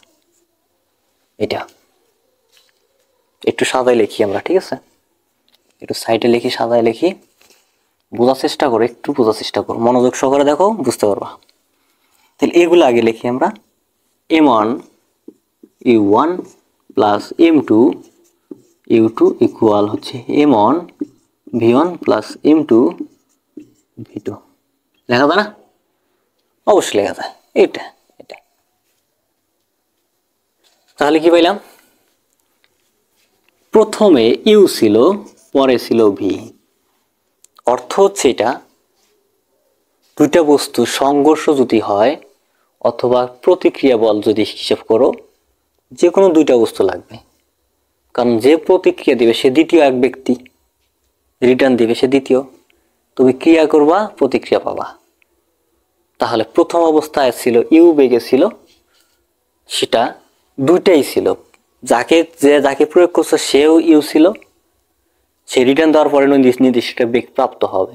তাহলে উভয় ধরো একত্রে বল প্রয়োগ করার আগে বা ক্রিয়া করার আগে, প্রতিক্রিয়া বল পূর্বে তাদের বেগ ছিল উভয়ের ইউ, একটা ছিল U1 আর একটা ছিল U2। তাদের মোট ভরবেগ আদি বেগ, এবং ওই প্রতিক্রিয়ার পরে পাচ্ছ V1 একটা হচ্ছে V2, তার পরের বেগগুলা ভরবেগ, মোট ভরবেগ। তাহলে যদি আমরা সংঘর্ষ হিসেবে কথা বলি, দুইটা গাড়ি বা দুইটা বস্তুর সংঘর্ষ কথা বলি, তাহলে সংঘর্ষের পূর্বে ইউ, সংঘর্ষের পরে ভি। তাহলে সংঘর্ষের পূর্বে মোট ভরবেগ এবং সংঘর্ষের পরে মোট ভরবেগ সর্বদা সমান হবে।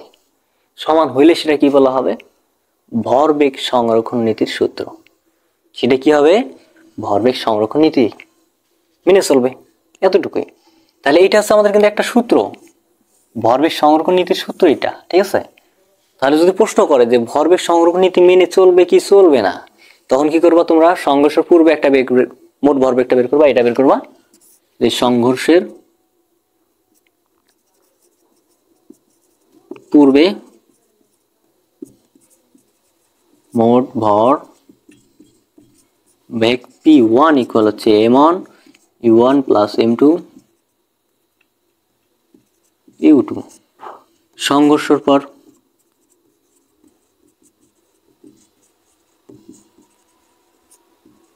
ভরবেগ P2 ইকুয়াল হবে M1 V1 প্লাস হচ্ছে M2 V2। হিসেব করে দেখলাম আমরা, দিন শেষে হিসেব করলাম P1 ইকুয়াল P2 পাইছি, ধরো এটা পাইছি, দুইটা সমান আসছে। তার মানে কি ভরবেগ সংরক্ষণ নীতি মেনে চলছে, তাহলেই চলবে। যদি সমান না হয় তাহলে মেনে চলবে না, এটাই। তাহলে সংরক্ষণ নীতি কাকে বলছে?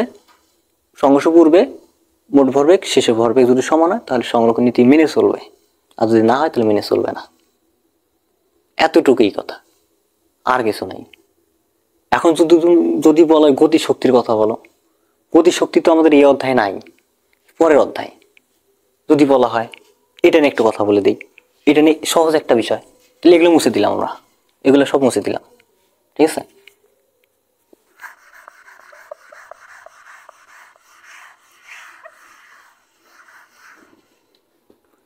গতি শক্তির সংরক্ষণ নীতির কথা যদি বলে তাহলে কি করবা তুমি?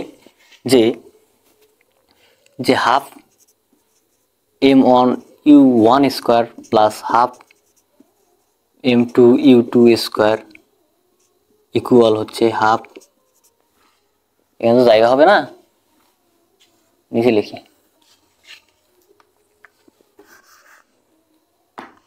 গতি শক্তির কথা যদি বলতেছে half M1 U1 square plus half M2 U2 square equal half M1 V1 square plus half M2 V2 square.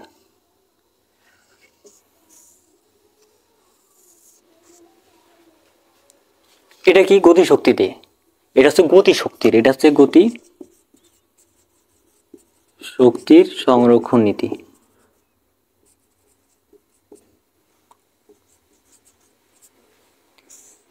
এটা হচ্ছে গতি শক্তির সংরক্ষণ নীতি। সংঘর্ষ পূর্বের মোট গতি শক্তি দেখো, সংঘর্ষ হয় নাই, তার আগে আদি ভরবেগ গুলাতে শক্তি গতি শক্তিতে বের করছি, এটা বের করবা। লিখবা সংঘর্ষ পূর্বে মোট গতি শক্তি, এইটুকু অংশ বের করবা। তারপর লিখবা সংঘর্ষ পর মোট গতি শক্তি, এটা লিখবা। লেখার পরে দেখতেছো উভয়ের মান সমান, তার মানে কি গতি শক্তি সংরক্ষণ নীতি মেনে চলে। এটার মতোই, যখন উভয়ের ভরবেগ সমান তো মেনে চলছে ভরবেগ, আর যখন গতি শক্তি মেনে চলবে তখন গতি শক্তিও সেটা কি হবে? মেনে চলবে। এতটুকুই কথা, আর কিছু না। তাহলে গতি শক্তি সংরক্ষণ নীতি পাইলাম, বুঝলাম, এবং ভরবেগ সংরক্ষণ নীতির সূত্রটা বুঝলাম। এখন আর একটা কথা হচ্ছে, এইখান থেকে আমরা সংঘর্ষের পরে যে ভি বেগ পাইছিলাম, সেখান থেকে আমরা পাইছিলাম ভি পাইছিলাম। এখন কোনো কারণবশত যদি সংঘর্ষের পরে কোনো বেগ দেওয়া না থাকে, শুধু আদি বেগ দেওয়া আছে, তাহলে সংঘর্ষ ঘটছে, সেই ক্ষেত্রে তুমি তাহলে কি পাবা? শেষ বেগ, প্রত্যেকটা গাড়ির শেষ বেগ বা প্রত্যেকটা বস্তুর শেষ বেগটা কি পাবা, সেটা সূত্রটা একটু লিখে নাও। যদি কি করে না, শেষ বেগ কোনোভাবে দেওয়া নাই, সংঘর্ষ ঘটছে, সংঘর্ষের আগে সব দেওয়া আছে কিন্তু সংঘর্ষের পরে একটা কিছু দেওয়া নাই, তাহলে তুমি কি করো? তুমি তো শেষ বেগ বের চাইছি, তখন কি করবা? শেষ বেগ বের করতে হবে না? তার জন্য সূত্র দুইটা আছে, ক্যালকুলেশন অনেক বড়। যদি তোমরা দেখতে চাও তাহলে অবশ্যই কমেন্ট করবা, সেটার নতুন, ওটার জন্য আলাদা একটা ভিডিও বানাবো আমরা, ঠিক আছে? এই সূত্র দুইটা হচ্ছে এরকম যে প্রথম গাড়িটার জন্য সংঘর্ষের পর শেষ বেগ লিখি এটা।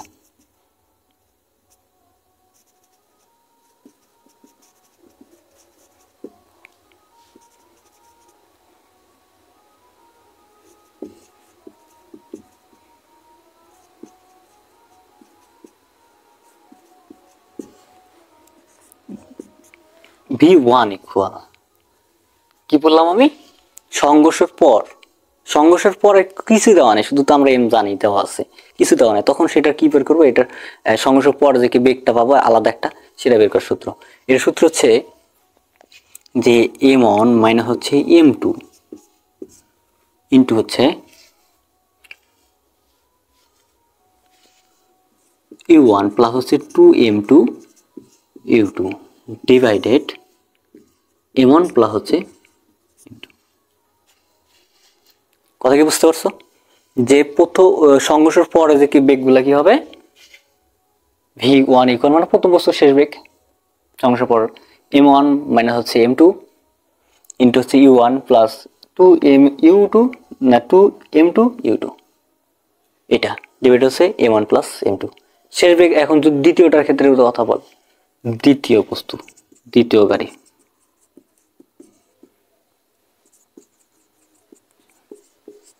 শেষ বেগ v2 ইকুয়াল লেখা যায় মানে দ্বিতীয় গাড়িটা, ঠিক আছে, এটা লেখা যাচ্ছে যে m2 মাইনাস হচ্ছে m1 u2 প্লাস হচ্ছে 2m1 u1 ডিভাইড হচ্ছে m1 প্লাস হচ্ছে m2। দেখো তো একবার একই, শুধু জায়গাগুলো পরিবর্তন, প্রত্যেকটার কি আছে জায়গাটা পরিবর্তন করছে। দেখো m2 এর জায়গায় m1, u এর জায়গায় u2, 1 এর জায়গায়, এতটুকুই। একটা মুছতে করতে হলে সবগুলো মুছতে অটোমেটিক হয়ে যাবে। তাহলে এটা হচ্ছে সংঘর্ষের পর, এটা কি, এটা সংঘর্ষের পর যদি কোনো কিছু দেওয়া না থাকে তখন এই সূত্র দুটো বসাইতে হয়। এটা সূত্রের ক্যালকুলেশন দুটো একটু বড়, যদি তোমাদের প্রয়োজন হয় দেখতে চাও তোমরা কমেন্ট করবা, সেখান থেকে আমরা এই অনুসারে আমরা ভিডিও আর একটা প্রয়োজনের ভিডিও, একটা নতুন ভিডিও নিয়ে আসবো। তো এই ছিল হচ্ছে আমাদের নিউটনের তৃতীয় সূত্র থেকে আমাদের মোটামুটি আলোচনা শেষ। এখন আমরা কথা বলতে পারি নিউটনের মহাকর্ষীয় সূত্র। তাহলে নিউটনের তৃতীয় সূত্র এতটুকুই আমরা শিখতে পারলাম। নিউটন এত কিছু আমাদেরকে দিয়ে গেল, তারপর হচ্ছে নিউটন মহাকর্ষীয় সূত্রও কিছু দিয়েছে, সেটা আমরা এখন কথা বলবো, ঠিক আছে। তাহলে আশা করি এই তিনটা সূত্র তোমরা A to Z বুঝতে পারছো,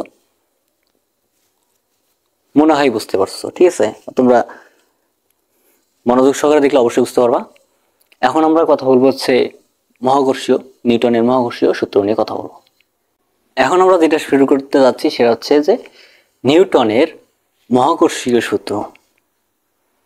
মহাকর্ষীয় সূত্র আগে বলে সেটা একটু জেনে নাও, নিউটন কি বলছে সেটা। সেখানে বলছে এই মহাবিশ্বের দুইটা বস্তুর মধ্যে যে আকর্ষণ বলটা পাবা, সেই বলটা হচ্ছে মহাবিশ্বের যে কোনো দুইটা বস্তুর মধ্যে আকর্ষণ বলটা হবে তাদের ভরের গুণফলের সমানুপাতিক, এবং সেই বলটা হবে তাদের দূরত্বের বর্গের ব্যস্তানুপাতিক। একটু উদাহরণ দিয়ে দেখি বুঝে দিই। যে এখানে একটা বস্তু হচ্ছে m1 আর এটা হচ্ছে m2,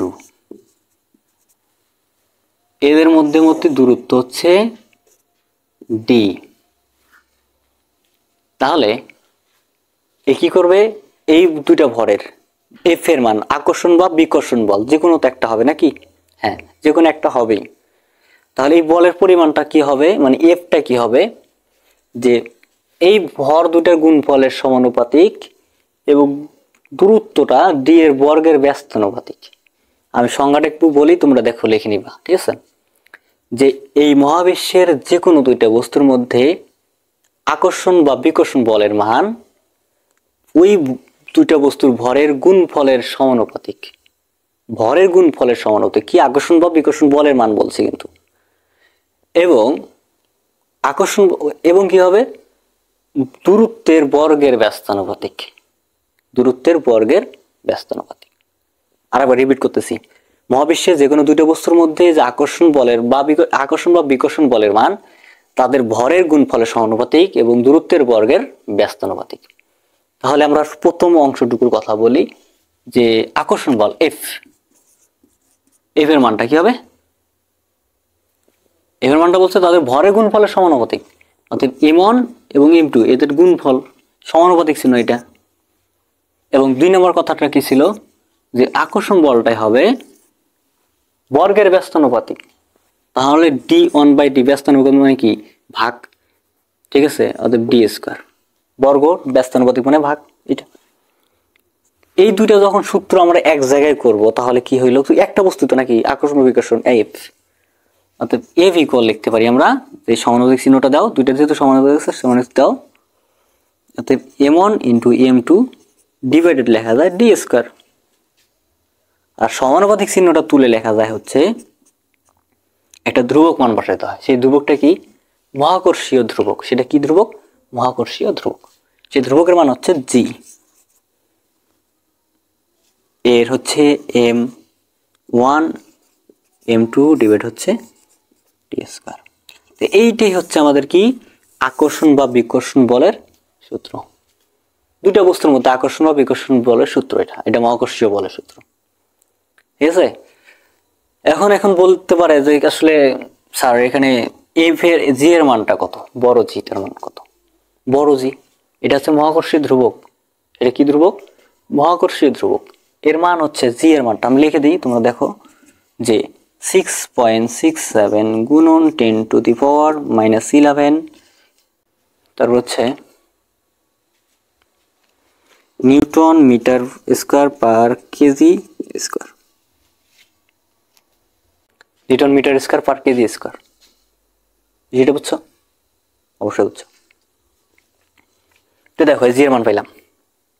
তাহলে এখানে দুইটা বস্তুর মধ্যে কথা বলছে, দুইটা বস্তুর মধ্যে কথা হচ্ছে এটা, ঠিক আছে। এখন এতটুকুই ছিল আমাদের মোটামুটি তোমার আলোচনা এফ এর মান দুইটা বস্তুর মধ্যে। এখন যদি বলি যে পৃথিবী এবং অন্য একটা বস্তু, পৃথিবী এবং অন্য একটা বস্তু, তাহলে কি হতে পারে? হ্যাঁ, তার আগে একটা কথা বলি, এই বস্তু যে আকর্ষণ করবে তারা কি এখান থেকে আকর্ষণ করবে? অবশ্যই না, অবশ্যই না। সেটা কি হবে জানো? তাদের কেন্দ্র থেকে আকর্ষণটা করবে। তাহলে তাদের দূরত্বটা কিন্তু কেন্দ্র থেকে হিসাব হবে, ঠিক আছে। এটা ডি যে ধরছে, এটা কেন্দ্র থেকে দূরত্ব কিন্তু ধরছে আমরা, তাহলে কেন্দ্র থেকে ডি এর মান হবে, কেন্দ্র থেকে ডি এর মান হবে।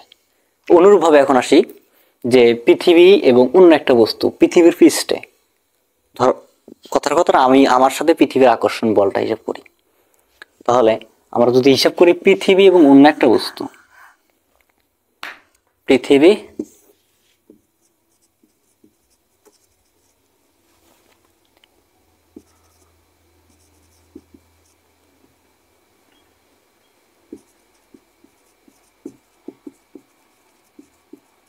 পৃথিবী ও অন্য বস্তুর ক্ষেত্রে যদি কথা বলি, তো এখানে তো আকর্ষণ বল আছে বা বিকর্ষণ বল থাকবে, অনুরূপ সেম ঘটনা এফ ইকুয়াল, দেখো কি হয়, জি এর মান ধ্রুবক। তুমি কি ছিল এখানে দুইটা বস্তুর ভর, ধরো এটা পৃথিবী, এটা অন্য বস্তু, সেটা কোথায় আছে? এটা আছে পৃথিবীর আনুমানিক একটা ধরে নিচ্ছি পৃথিবী, পৃথিবীর এখানে দাঁড়ায় আছে সে, এই বস্তুটা এম বস্তু পৃথিবী, আকর্ষণ বল আছে, কোথা থেকে আকর্ষণ করতেছে? কেন্দ্র থেকে। তাহলে এই কেন্দ্র থেকে বস্তুর দূরত্বটা কতটুকু দেখো তো? পৃথিবীর ব্যাসার্ধের সমান। কতটুকু সমান? পৃথিবীর ব্যাসার্ধের সমান, কারণ কেন্দ্র থেকে হিসাব করা বলছে, আমরা এর আগে বলছি কেন্দ্র থেকে, তাহলে ব্যাসার্ধের সমান। তাহলে লেখা যাচ্ছে যে পৃথিবীর, তাহলে কি কি এমন বস্তু দুটোর ভর, তার বস্তুর একটা পৃথিবীর ভর আর একটা হচ্ছে তোমার বস্তুর ভর, অর্থাৎ পৃথিবীর বস্তুর ভর বড় এম আর বস্তু ছোট বস্তুটার ভর হচ্ছে ছোট এম। দূরত্ব কত? আর, যেহেতু স্কয়ার থাকা লাগবে, আর স্কয়ার, এতটুকুই। এখন বলতে পারো স্যার পৃথিবীর ভরটা কত? হ্যাঁ, পৃথিবীর ভর এম, এটা নির্দিষ্ট, পৃথিবীর ভর হচ্ছে নির্দিষ্ট, পৃথিবীর ভর হচ্ছে নির্দিষ্ট, সেটা হচ্ছে কি 5.9, সেটা কত জানো? 5.98, 5.98 পয়েন্ট গুণন 10 to the power 24 KG. Sir তাহলে পৃথিবীর ব্যাসার্ধ কত? হ্যাঁ, পৃথিবীর ব্যাসার্ধ আর 6.4 গুণন 10 টু দি পাওয়ার 6 মিটার। এটা কিন্তু মিটার, এটা ছিল মিটার, 6.4 গুণন 10 to the power -10 to the 6 meter. এতটুকুই, এতটুকু তো মনে রাখতে পারবা। হ্যাঁ, তাহলে এটা হচ্ছে পৃথিবীর পৃষ্ঠে, এটা কোথায়? এটা পৃথিবীর পৃষ্ঠে। কোনো কারণবশত সেটা পৃথিবী থেকে এইটা এখান থেকে কি কোথায় গেল? এইখানে চলে গেছে, তাহলে এখান থেকে এইটুকু দূরত্ব কত, এইচ মিটার। তাহলে টোটাল দূরত্ব কত হইল, আর প্লাস এইচ, তাই তো? পৃথিবী থেকে এইচ উচ্চতায়, আমি এটা লিখবো, পৃথিবী থেকে এইচ উচ্চতায়। এফ ইকুয়াল হচ্ছে জি, তো জি পৃথিবীর ভর, ওই বস্তুটার ভর। আর এর মানটা দূরত্ব বাড়ছে না, আর প্লাস এইচ, আর প্লাস এইচ স্কোয়ার। তাহলে কি এখানে যে তোমার পৃথিবী থেকে এইচ উচ্চতায়, পৃথিবী থেকে এইচ উচ্চতায় যে এফ এর মান, মানে ওই বস্তুটার উপর বলের মান, সেটা হচ্ছে F equal G M M divide হচ্ছে এটা দূরত্বটা স্কোয়ার।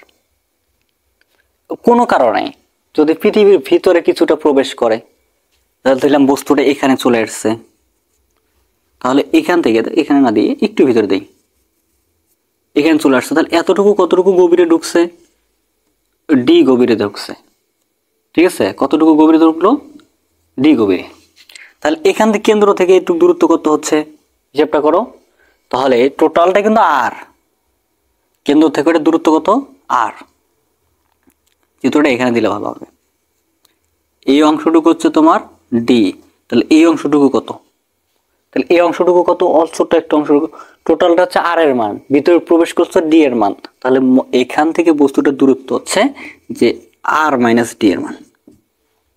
তাহলে পৃথিবী থেকে ডি গভীরতায়, দেখো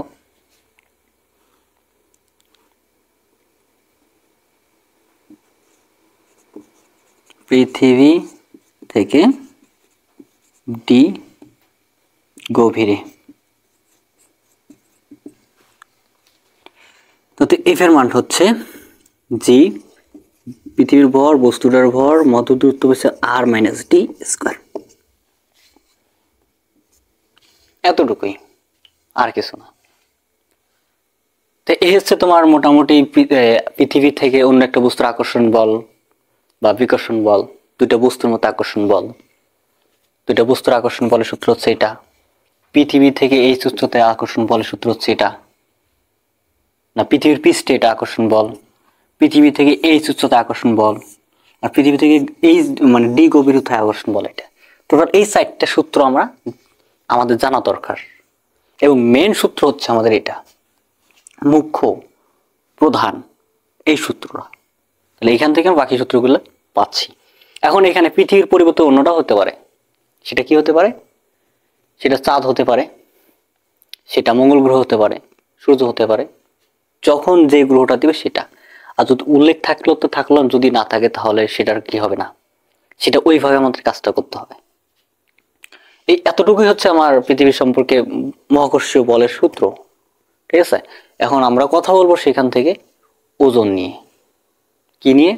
ওজন। তাহলে আমাদের এই তিনটে কিন্তু, এই দেখো সূত্র তো মুখস্থ করবো, সাথে এইটার মান, মানে এম এর মান, আর এর মান এবং হচ্ছে জি এর মানটা আমার অবশ্যই মুখস্থ রাখতে হবে।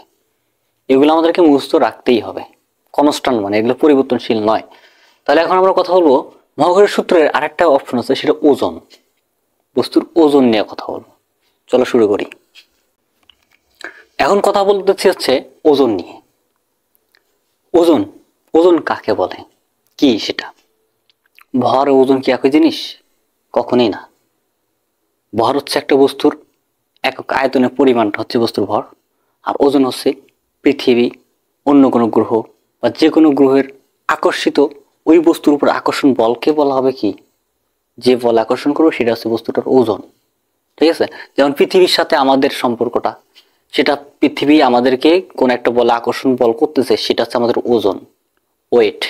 ওজনকে প্রকাশ করা হচ্ছে ডাব্লু দ্বারা প্রকাশ করে। কি দ্বারা প্রকাশ করে? ডাব্লু দ্বারা প্রকাশ করে।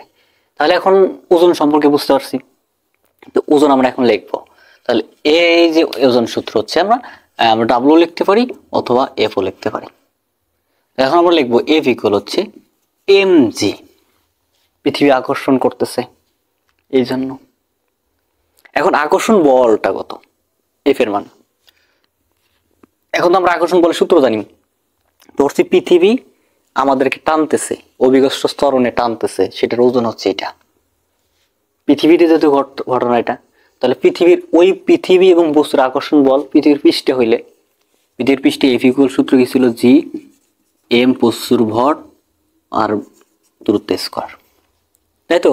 তাহলে এটা হচ্ছে পৃথিবীর আর ওই বস্তুটার পৃষ্ঠে হচ্ছে আকর্ষণ বলের মান। তাহলে F এর সূত্রে বসাই দাও এখানে, যদি বসাই দাও তাহলে কি হচ্ছে যে G পৃথিবীর ভর, ছোট বস্তুর ভর এবং ব্যাসার্ধ m G, একই তো বস্তু নাকি, বস্তুর ওজন এটা একই।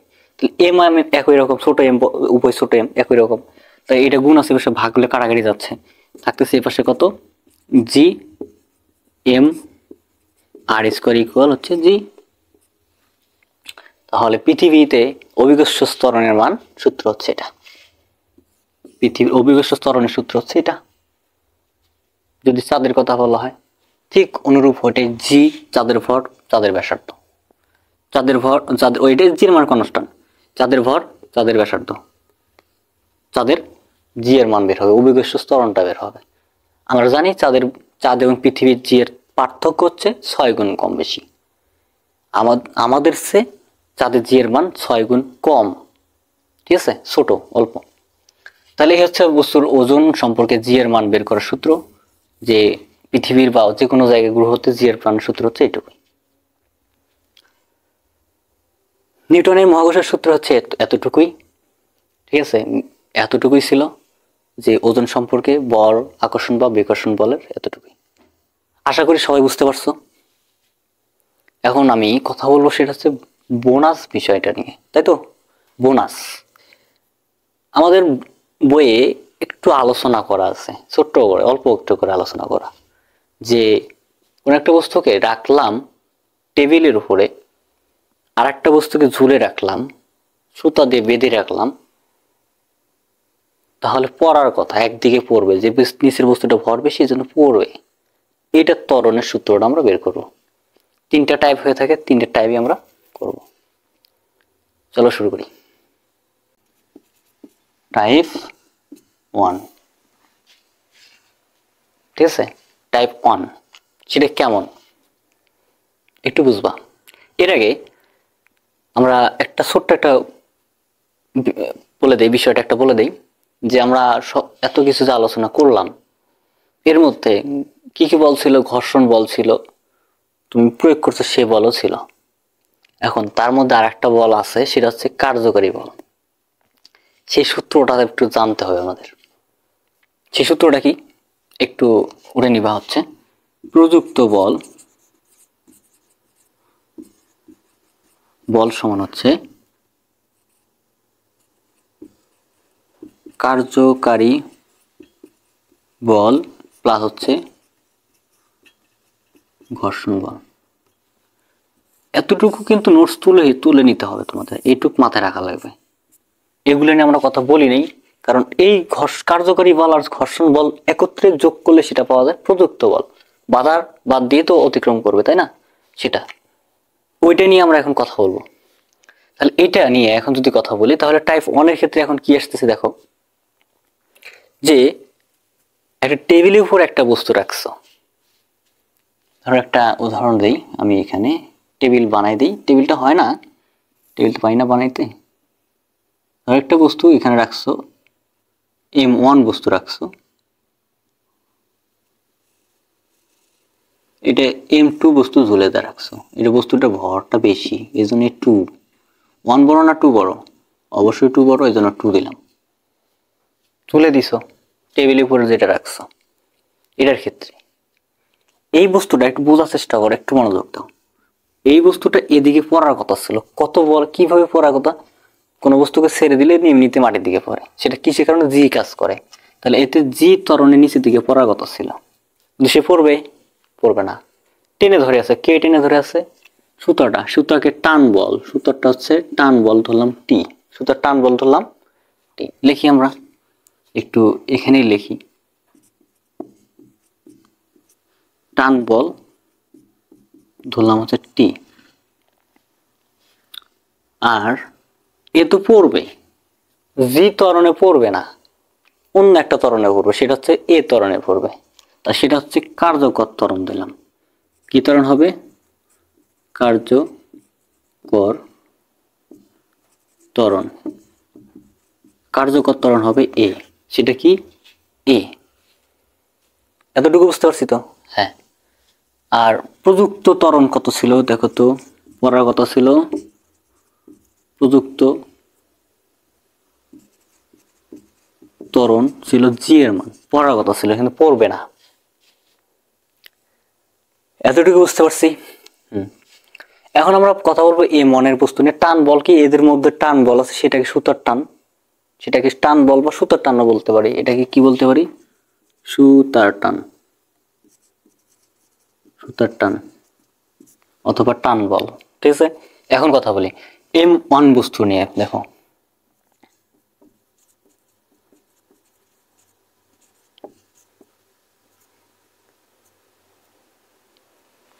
M1 এর ক্ষেত্রে, যদি M1 এর ক্ষেত্রে কথা বলি, M1টা পড়ার কথা ছিল, কত বলে পড়বে? এর কি কোনো বল আছে পড়বে? প্রযুক্ত বল আছে না, সুতা যেই টানে বল টেনে নিয়ে যাবে সেই বলে সে পড়বে। তার মানে টান বল যতটুকু, তার কার্যকর বল ততটুকু। ক্লিয়ার? বুঝতে পারছি? হ্যাঁ, তার মানে তার কার্যকর বল আর টান বল সমান, যেভাবে টানবে সেভাবে আগাবে, এতটুকুই। তাহলে লেখা যায় কার্যকর বল ইকুয়াল হচ্ছে টান বল। তাহলে কার্যকর বল আমরা এফ ইকুয়াল কি জানি কত? M A. এফ ইকুয়াল জানি এম এ। এখন এফটা যদি কার্যকর ত্বরণ হয় তাহলে বল গুণ করলে কার্যকর, তাহলে এ তো এ, আর যেহেতু প্রথম বস্তু M1 এ, তাহলে কার্যকর বল হচ্ছে M1 এ। এটা হচ্ছে M1 এ ইকুয়াল টান বল ছিল টি। এটা হচ্ছে 1 নম্বর সমীকরণ। বুঝাইতে পারছি এতটুকু? হ্যাঁ। এখন দ্বিতীয় কথা হচ্ছে M2 নিয়ে কথা বলবো। এখন কি কথা বলবো? M2 এর ক্ষেত্রে ঠিক অনুরূপভাবে কার্যকর ত্বরণ, কার্যকর ত্বরণ না, কার্যকর বল হবে। কার্যকর বল ইকুয়াল হচ্ছে, হ্যাঁ এখন কথা বলি, কার্যকর বল পাচ্ছি কে বেশি? প্রযুক্ত বেশি না টান বল বেশি? প্রযুক্তটা বেশি। তার মানে কি টান বল, কার্যকর বল হবে প্রযুক্ত মাইনাস টান বল, মাইনাস করতে হবে। তাহলে লেখো প্রযুক্ত বল মাইনাস টান বল। বিষয়টা কি বুঝাইতে পারছি? এতটুকুই।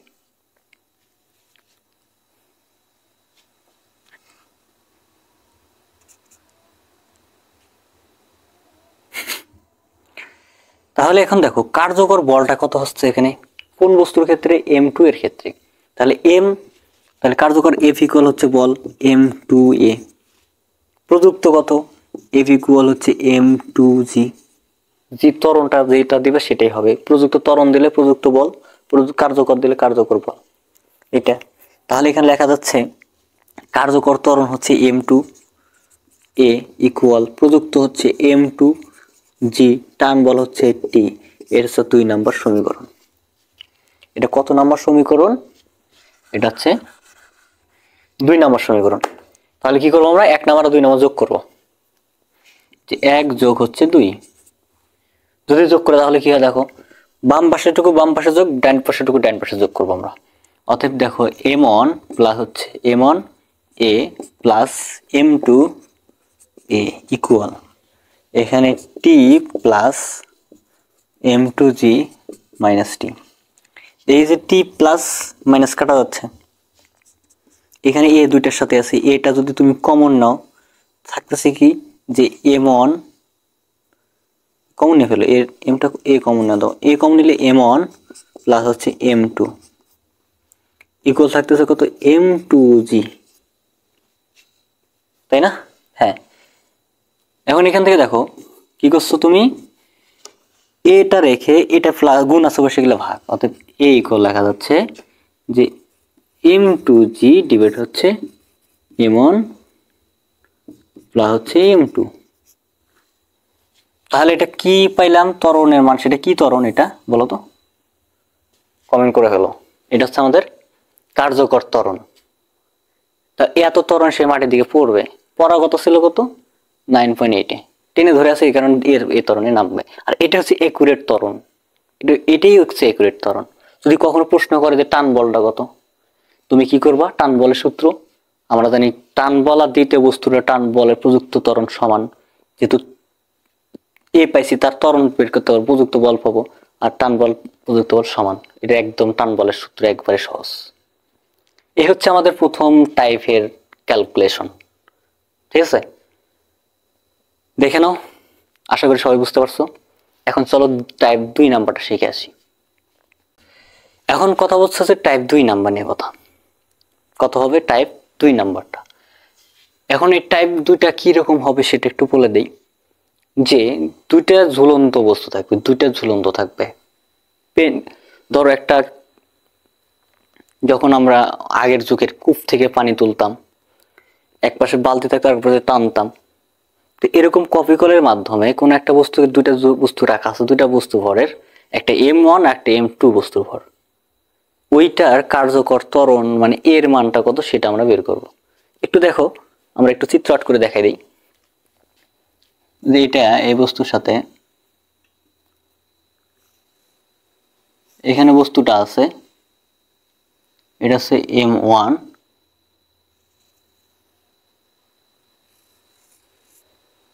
এটা হচ্ছে M2। দেখো তো এটা বস্তুটা বড় না, এদিকে পড়বে না, টোটালটাকে একটা সুতা না, সুতা আছে, তো এটার পুরোটা একটা টান বল, সুতাটা একটা টান বল, সুতার টান। তো এটা এই বস্তুটা দিকে পড়তে চাচ্ছে, আর এদিকে পড়তে যাচ্ছে, কিন্তু এই সুতার টানটা বেশি থাকার কারণে সেই দিকে উঠবে, আর এটা নিচের দিকেই পড়বে। তো এই বস্তুটা নিচের দিকেই পড়বে, ঠিক আছে?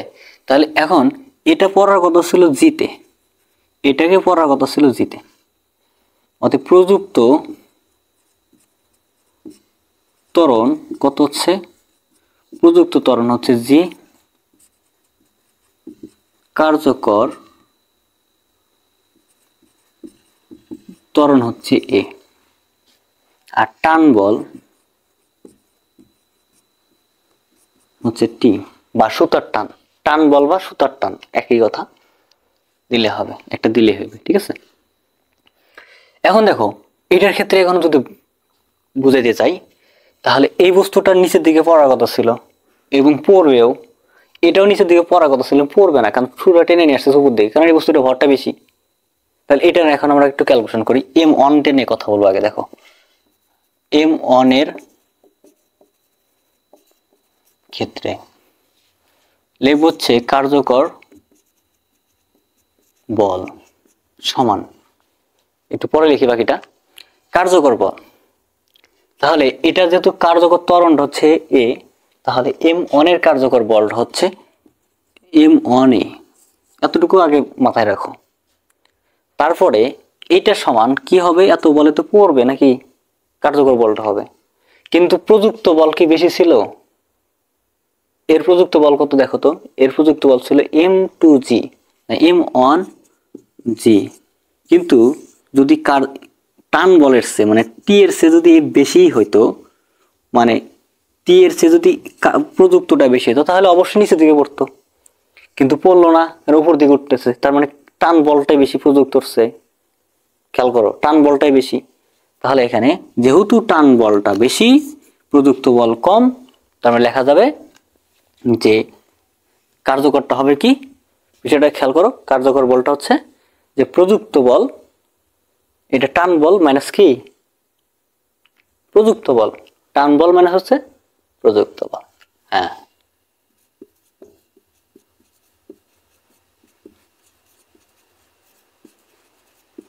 একটু আলাদা মনে হচ্ছে তাই না, যে এখানে আমরা এটা প্লাস আছে মাইনাস আছে, বেশি প্লাস হয়ে যাচ্ছে, কেমন কেমন। এখানে ঋণাত্মক রাখা যাবে না, এই জন্য আমরা একটু উল্টা ভাবে লিখছি, এতটুকুই। বিষয়টা বুঝাইতে পারছি তো নাকি? টান বলটা বেশি থাকার কারণে উপর দিকে উঠতেছে, বিপরীত বল, এটা মাইনাস বল, এটা ধনাত্মক বল, এটা প্লাস মাইনাস করে কাটাকাটি একটু অন্যরকম, একটু শর্টকাটে সাজানোর জন্য আমরা এটা করছি, সেটা। তাহলে এটার জন্য কার্যকর বলটা কি আসতেছে দেখো তো, M1A, টান বলটি মাইনাস প্রযুক্ত বল হচ্ছে M1G, এটা হচ্ছে 1 নম্বর সমীকরণ। এটা কি আমাদের 1 নম্বর সমীকরণ। তো এটা হচ্ছে আমাদের যদি 1 নম্বর সমীকরণ হয়, তো অনুরূপভাবে এখন M2 নিয়ে কথা বলতে হবে আমাদের। M2 নিয়ে কথা বলি। দেখো M2 এর ক্ষেত্রে এখন এখানেও কার্যকর বল আছে।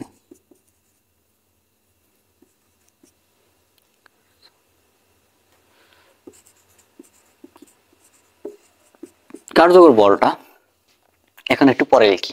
এখনো কার্যকর বলটা কি হবে দেখো তো, প্রযুক্ত বল এটার ক্ষেত্রে হবে 2, এখানে হবে 2 প্রযুক্ত বল জি যেহেতু, আর কার্যকর হবে 2a। টান বলটা বেশি না প্রযুক্তটা বেশি? প্রযুক্তটা বেশি। টান বলটা উপরের দিকে, প্রযুক্তটা বেশি, টান বল। হ্যাঁ, তাহলে কার্যকর বলটা কি হচ্ছে? এটা বেশি, প্রযুক্তটা বেশি, টান বলও আছে। টান তো টেনে ধরে আছে, এই বস্তু টেনে ধরে আছে, বিষয়টা খেয়াল করো, টেনে ধরে আছে, তার মানে সেটা কম, প্রযুক্ত বেশি। তাহলে লিখতে পারবো এখন এটার ক্ষেত্রে লিখবো প্রযুক্ত বল মাইনাস হচ্ছে টান বল। দুটো বিয়োগ করলে তো সেই বলে পড়ার কথা, এমজিতে পড়ার কথা ছিল, পরে তো নাই, সেটা বাদ দিয়ে টান বলটা পড়ছে, এটাই জন্য। এর জন্য সূত্র হচ্ছে কি M2A এখানে হচ্ছে M2G মাইনাস হচ্ছে T। এটা হচ্ছে কয় নম্বর সমীকরণ? 2 নম্বর সমীকরণ। এই ক্ষেত্রে দেখো T এর মানটা কম, এই ক্ষেত্রে T এর মান কম, M2G, এই জন্য এটা উল্টা ঘুরে লিখছি। বলছি না ঋণাত্মক রাখা যাবে না, এই জন্য এটা। হ্যাঁ, তাহলে এখন কি করবো? আবারও আগেটার মতো 1 নাম্বার আর 2 নাম্বারটা কি করব? যোগ করে দেব।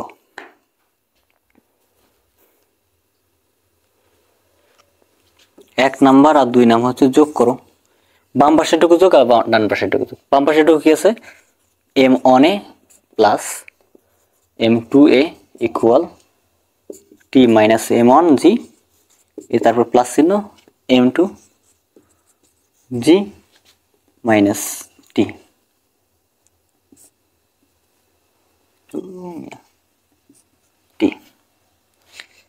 তাহলে দেখো এখন একটু জিনিস খেয়াল করো, এই যে টিটা মাইনাসের প্লাসের কাটা যাচ্ছে, এখানে থাকতেছে দেখো তো এ আছে না, উভয়ের সাথে এটা কমন নিয়ে ফেলো তো, M1 প্লাস M2 থাকে না? হ্যাঁ, এখন এখানে দেখো এখান থেকে M2টা পরে সামনে লিখি, কারণ মাইনাস আছে তো, ওইটা মাইনাস M1Gটা পরে লিখি, সমস্যা আছে? না, কোনো সমস্যা নাই, লেখা যায় এরকম। এটা যা আছে তাই রাখি আপাতত, M1 প্লাস হচ্ছে M2 ইকুয়াল, এখান থেকে দেখো তো যদি জিটা কমন নেই, অতএব M2 মাইনাস হচ্ছে M1 পাবো, পাবো না? হ্যাঁ, এখন এটা গুণ আছে সেগুলো কি হচ্ছে? ভাগ হয়ে যাচ্ছে, অতএব থাকতেছে A ইকুয়াল, খেয়াল করো A ইকুয়াল থাকতেছে, এখানে হচ্ছে M2 মাইনাস M1 ইন্টু জিটা পরে দিলাম, ইন্টু হচ্ছে তোমার M1 প্লাস ডিভাইডেড হচ্ছে M1 প্লাস M2।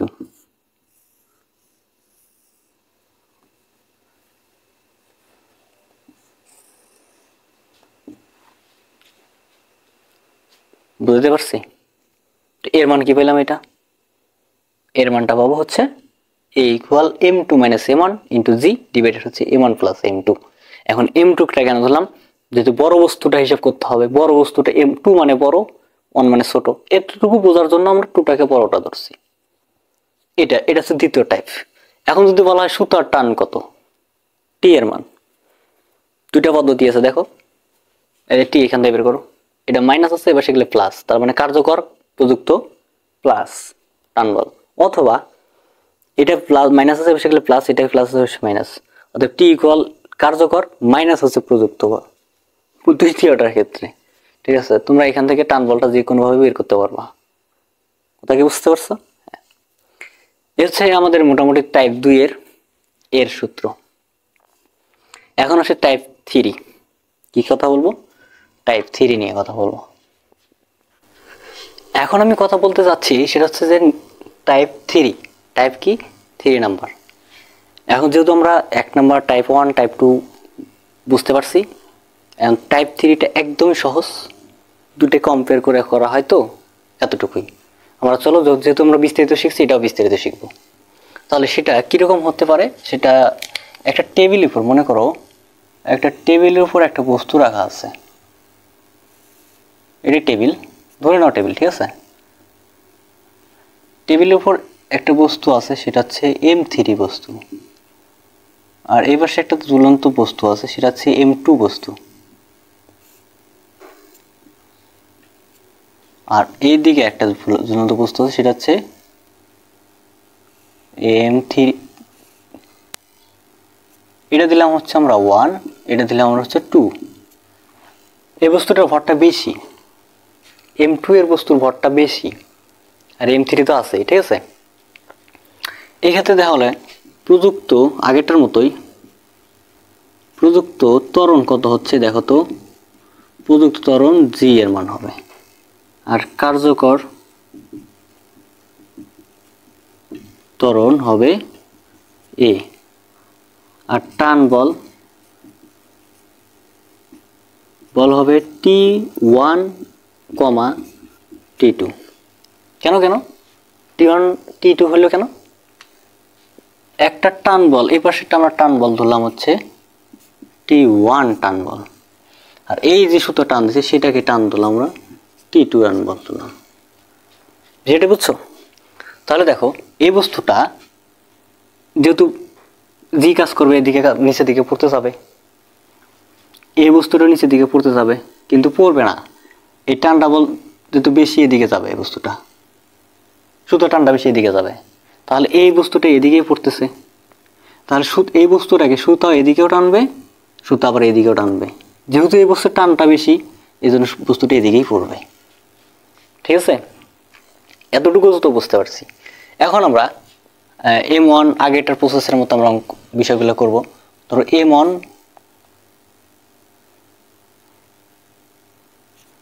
এর ক্ষেত্রে, M1 এর ক্ষেত্রে তাহলে এর কার্যকর বল, এখন কার্যকর বলটা একটু রাখি, কি M1টা কার্যকর বলটা কি হচ্ছে, MG তে ছিল, পড়ার কথা ছিল, টান বলটা বেশি, এই জন্য নিচের দিকে পড়বে না, উপর দিকে উঠবে। তারপরে কার্যকর বল হবে যে টান বল মাইনাস হচ্ছে প্রযুক্ত বল, হ্যাঁ, টান বল মাইনাস হচ্ছে প্রযুক্ত বল। তাহলে এটার ক্ষেত্রে টান প্রযুক্ত বলটা কত হচ্ছে, যেহেতু M1, অতএব M1A ইকুয়াল টান বল হচ্ছে, ওই পাশে টান বল ছিল T2, আর হচ্ছে প্রযুক্ত বল হচ্ছে M1G। এটা হচ্ছে 1 নম্বর সমীকরণ। এতটুকু তো বুঝতে পারছো? হ্যাঁ, এখন আসি M2 এর ক্ষেত্রে।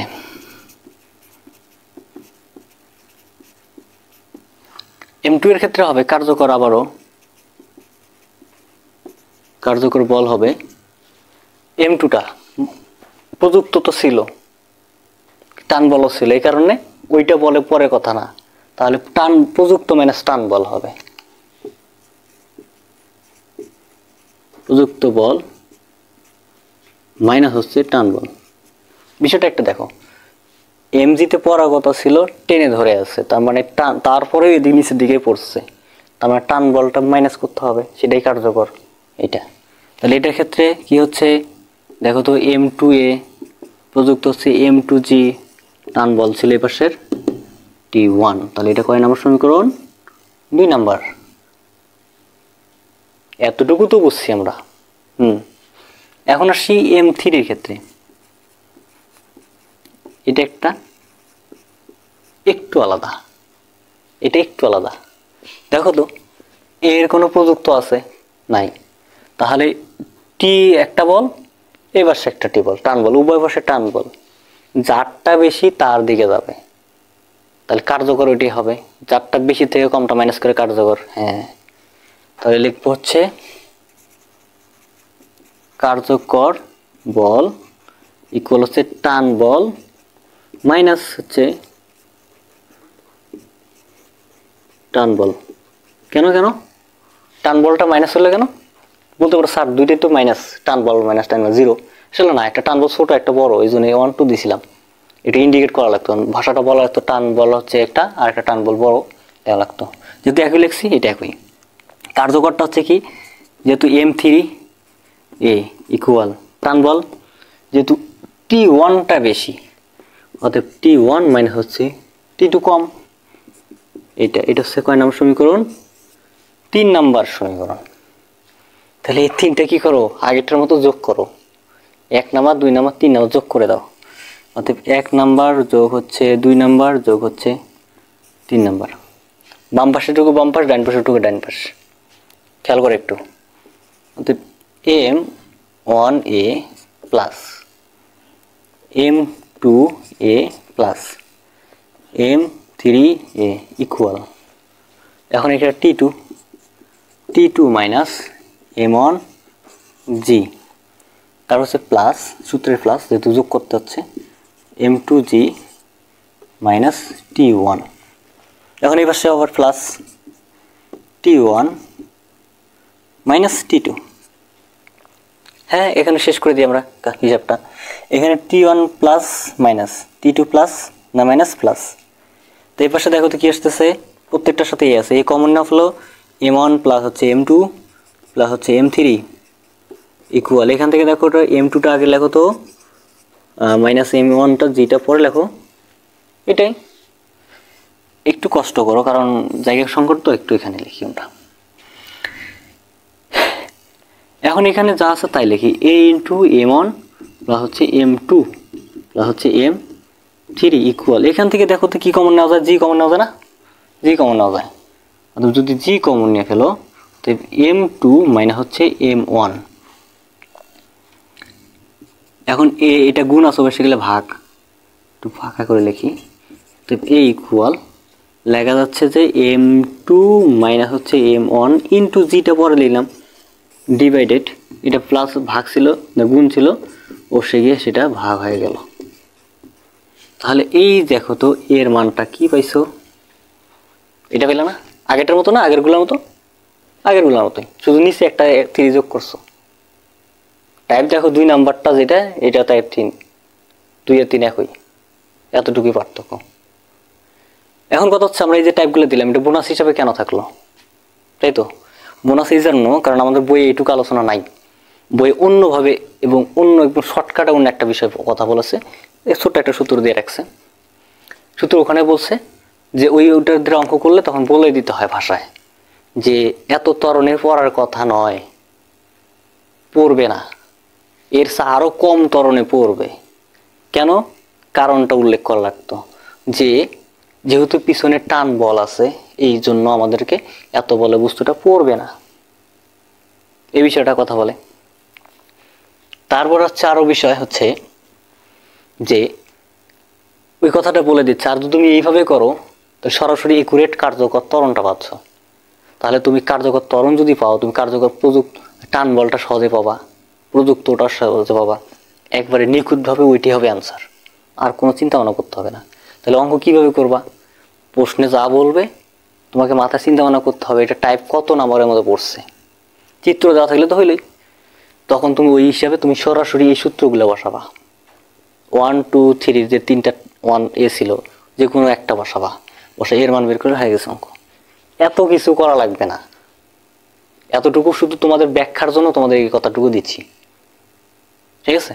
অতএব এই ছিল আমাদের মোটামুটি বোনাসের বিষয় আর হচ্ছে এই অধ্যায়ের টোটাল আলোচনা।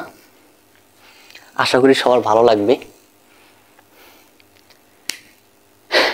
আজকে আলোচনা এতটুকুই, যে নবম দশম শ্রেণীর যে পদার্থবিজ্ঞানের বল অধ্যায়, সেটা হচ্ছে 3 নম্বর অধ্যায় বল, এর A to Z আলোচনা। তুমি যদি পুরোটাই বুঝছো, পুরোটাই ভালোভাবে স্টাডি করতে পারো, তাহলে আর তোমাকে পড়াশোনা করতে হবে না, মানে এতটুকু মানে আলোচনার বুঝতে সমস্যা হবে না। তোমার শুধু একটা কাজ করতে হবে, এখন শুধু সৃজনশীলগুলো কাজগুলো করতে হবে, অঙ্কগুলো করতে হবে, এইটুকু। আশা করি সবাই বুঝতে পারছো। আর একটা কাজ অবশ্যই তোমরা করবা, সেটা হচ্ছে চ্যানেলটাকে সাবস্ক্রাইব এবং ফলো দিয়ে রাখবা, যেন এরকম নতুন নতুন ভিডিও পেতে পারো। এবং আরও ভালো আর একটু কাজ করতে ভালো হয়, সেটা হচ্ছে যে তোমরা কী করবা, ভিডিওটা শেয়ার করে দিও তোমার বন্ধুদের মধ্যে, যেন ভিডিওটা দেখে সবাই উপকৃত হতে পারে, সাথে আমারও কিছু লাভ আসে বা বেনিফিট হয়। এতটুকুই যে আমাদের ভিউ আসবে, এতটুকুই আশা করি এই কাজগুলো করবা। ধন্যবাদ সবাইকে এতক্ষণ সাথে থাকার জন্য। দেখা হচ্ছে ইনশাল্লাহ আগামী ভিডিওতে।